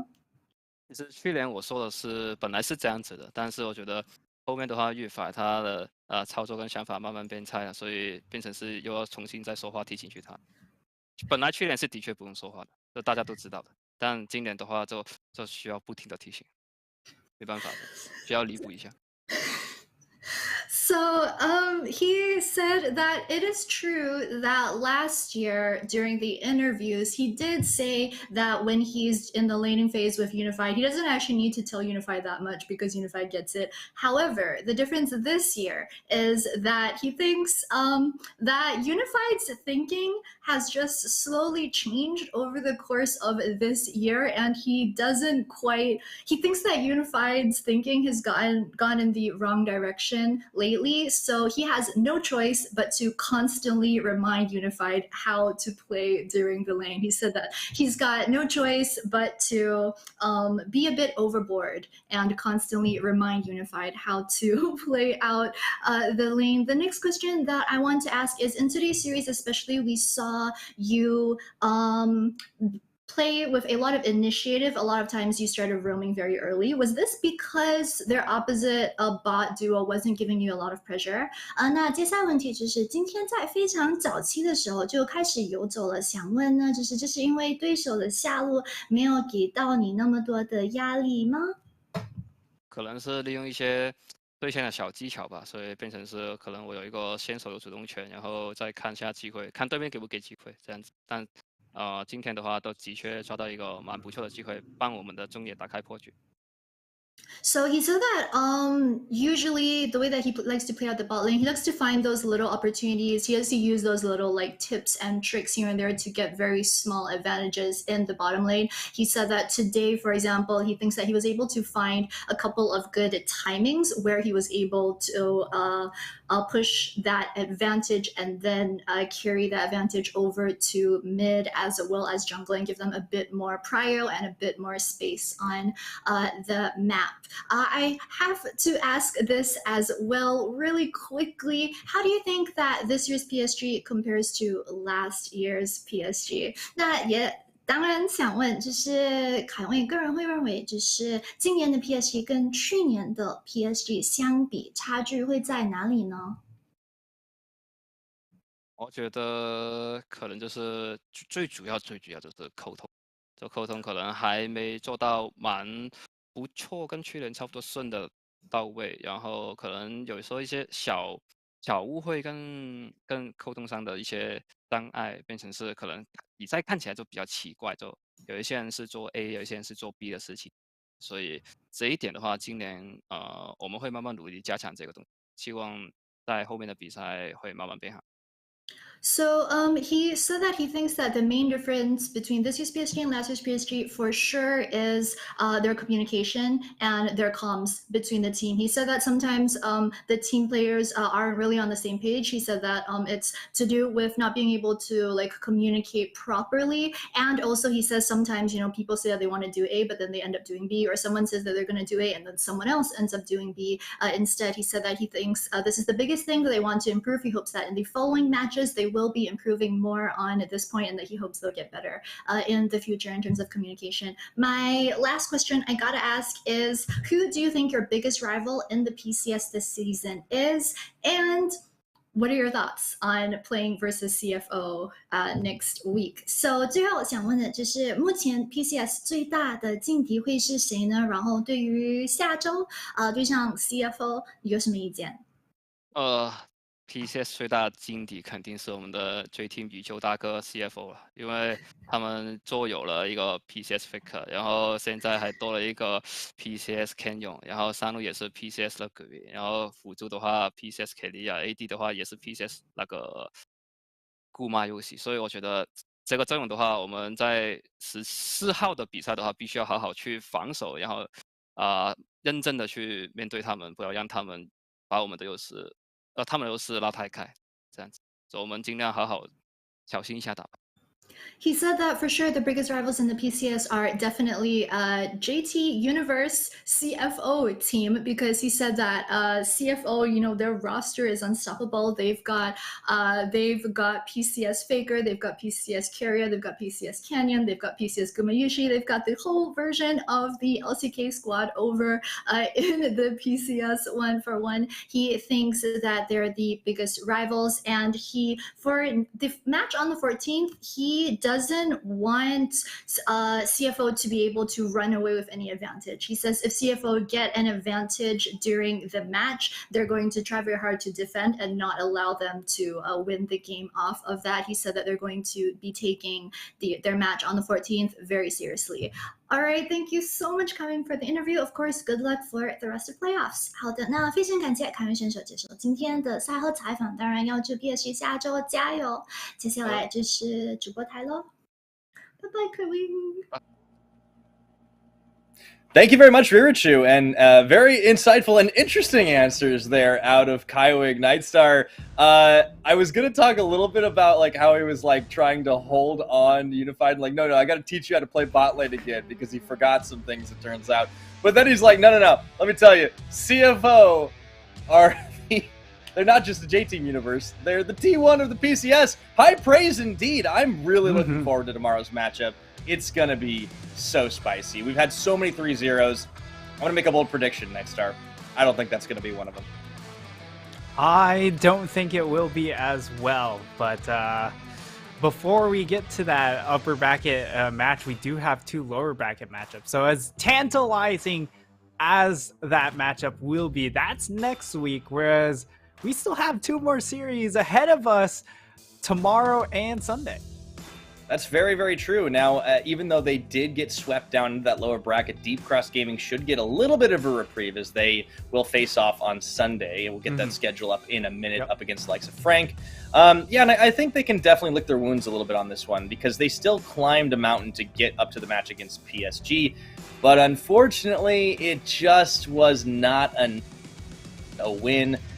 It was such a fast series, kind of blink and you miss it in some of them. But there is our bracket. We will see starting tomorrow, J-Team, proper J-Team that is, take on Megabank Beyond Gaming. The winner will be moving on to face off against the winner between Sunday's matchup of Deep Cross Gaming and Frank. I do think Deep Cross should still be pretty favored there, but one of the other 3-0 teams, maybe Frank could be our dark horse. Yeah, and Frank was also one of the teams that were able to upset DCG towards the end of the split as well. So this is certainly an intriguing matchup, and Pretender has been one of those mid laners that has been on the up and up. So I honestly think that Frank Esports have a solid chance. Do I still have DCG favored? Yes. But I think, you know, they're seeding and they've shown themselves to be a lot more complete than this current Frank roster. I think Frank, there's team that still has a lot more development ahead of them, and it's just a matter of can they reach that after, you know, 3-0 against MFT. Do they have more that they can bring out? Yeah, that is going to be a question we'll have to have answered. But of course, for Beyond and J-Team, that one's really interesting too. I think both of these mid laners are struggling with champion pool issues. I do think Beyond might have a little bit more of an opportunity when it comes to the jungle pressure. I think Husha's been a little bit better than Kongye of late. But we'll have to see. I mean, I think it's kind of weird to say. I think these teams both have some interesting struggles that are kind of paralleling one another. And that could be a real slugfest down there in the bottom of the lower bracket. Yeah, the best part about, you know, if your team is running into shot calling issues, the best remedy is to play another team that does have some shot calling issues as well. So I think this series will be extremely fun to watch because I think in a lot of these situations, we're just going to see just a skill check come out. And that means this series could be very, very bloody. This is another series I don't expect to go 2-3 games only. I expect this to go at least 4 and hopefully 5. I want to get you on the record, Nightstar. You think we're done with 3-0s, or you think we got a few more left? I think we still have 1 or 2 more 3-0s. I won't say which ones, but I think there's still some left. All right. Well, on that bombshell, that is going to be it for us tonight. Thank you all so much for watching. On behalf of all our broadcast partners, myself, Nightstar, and the entire PCS team, be good to each other, and we'll see you next time.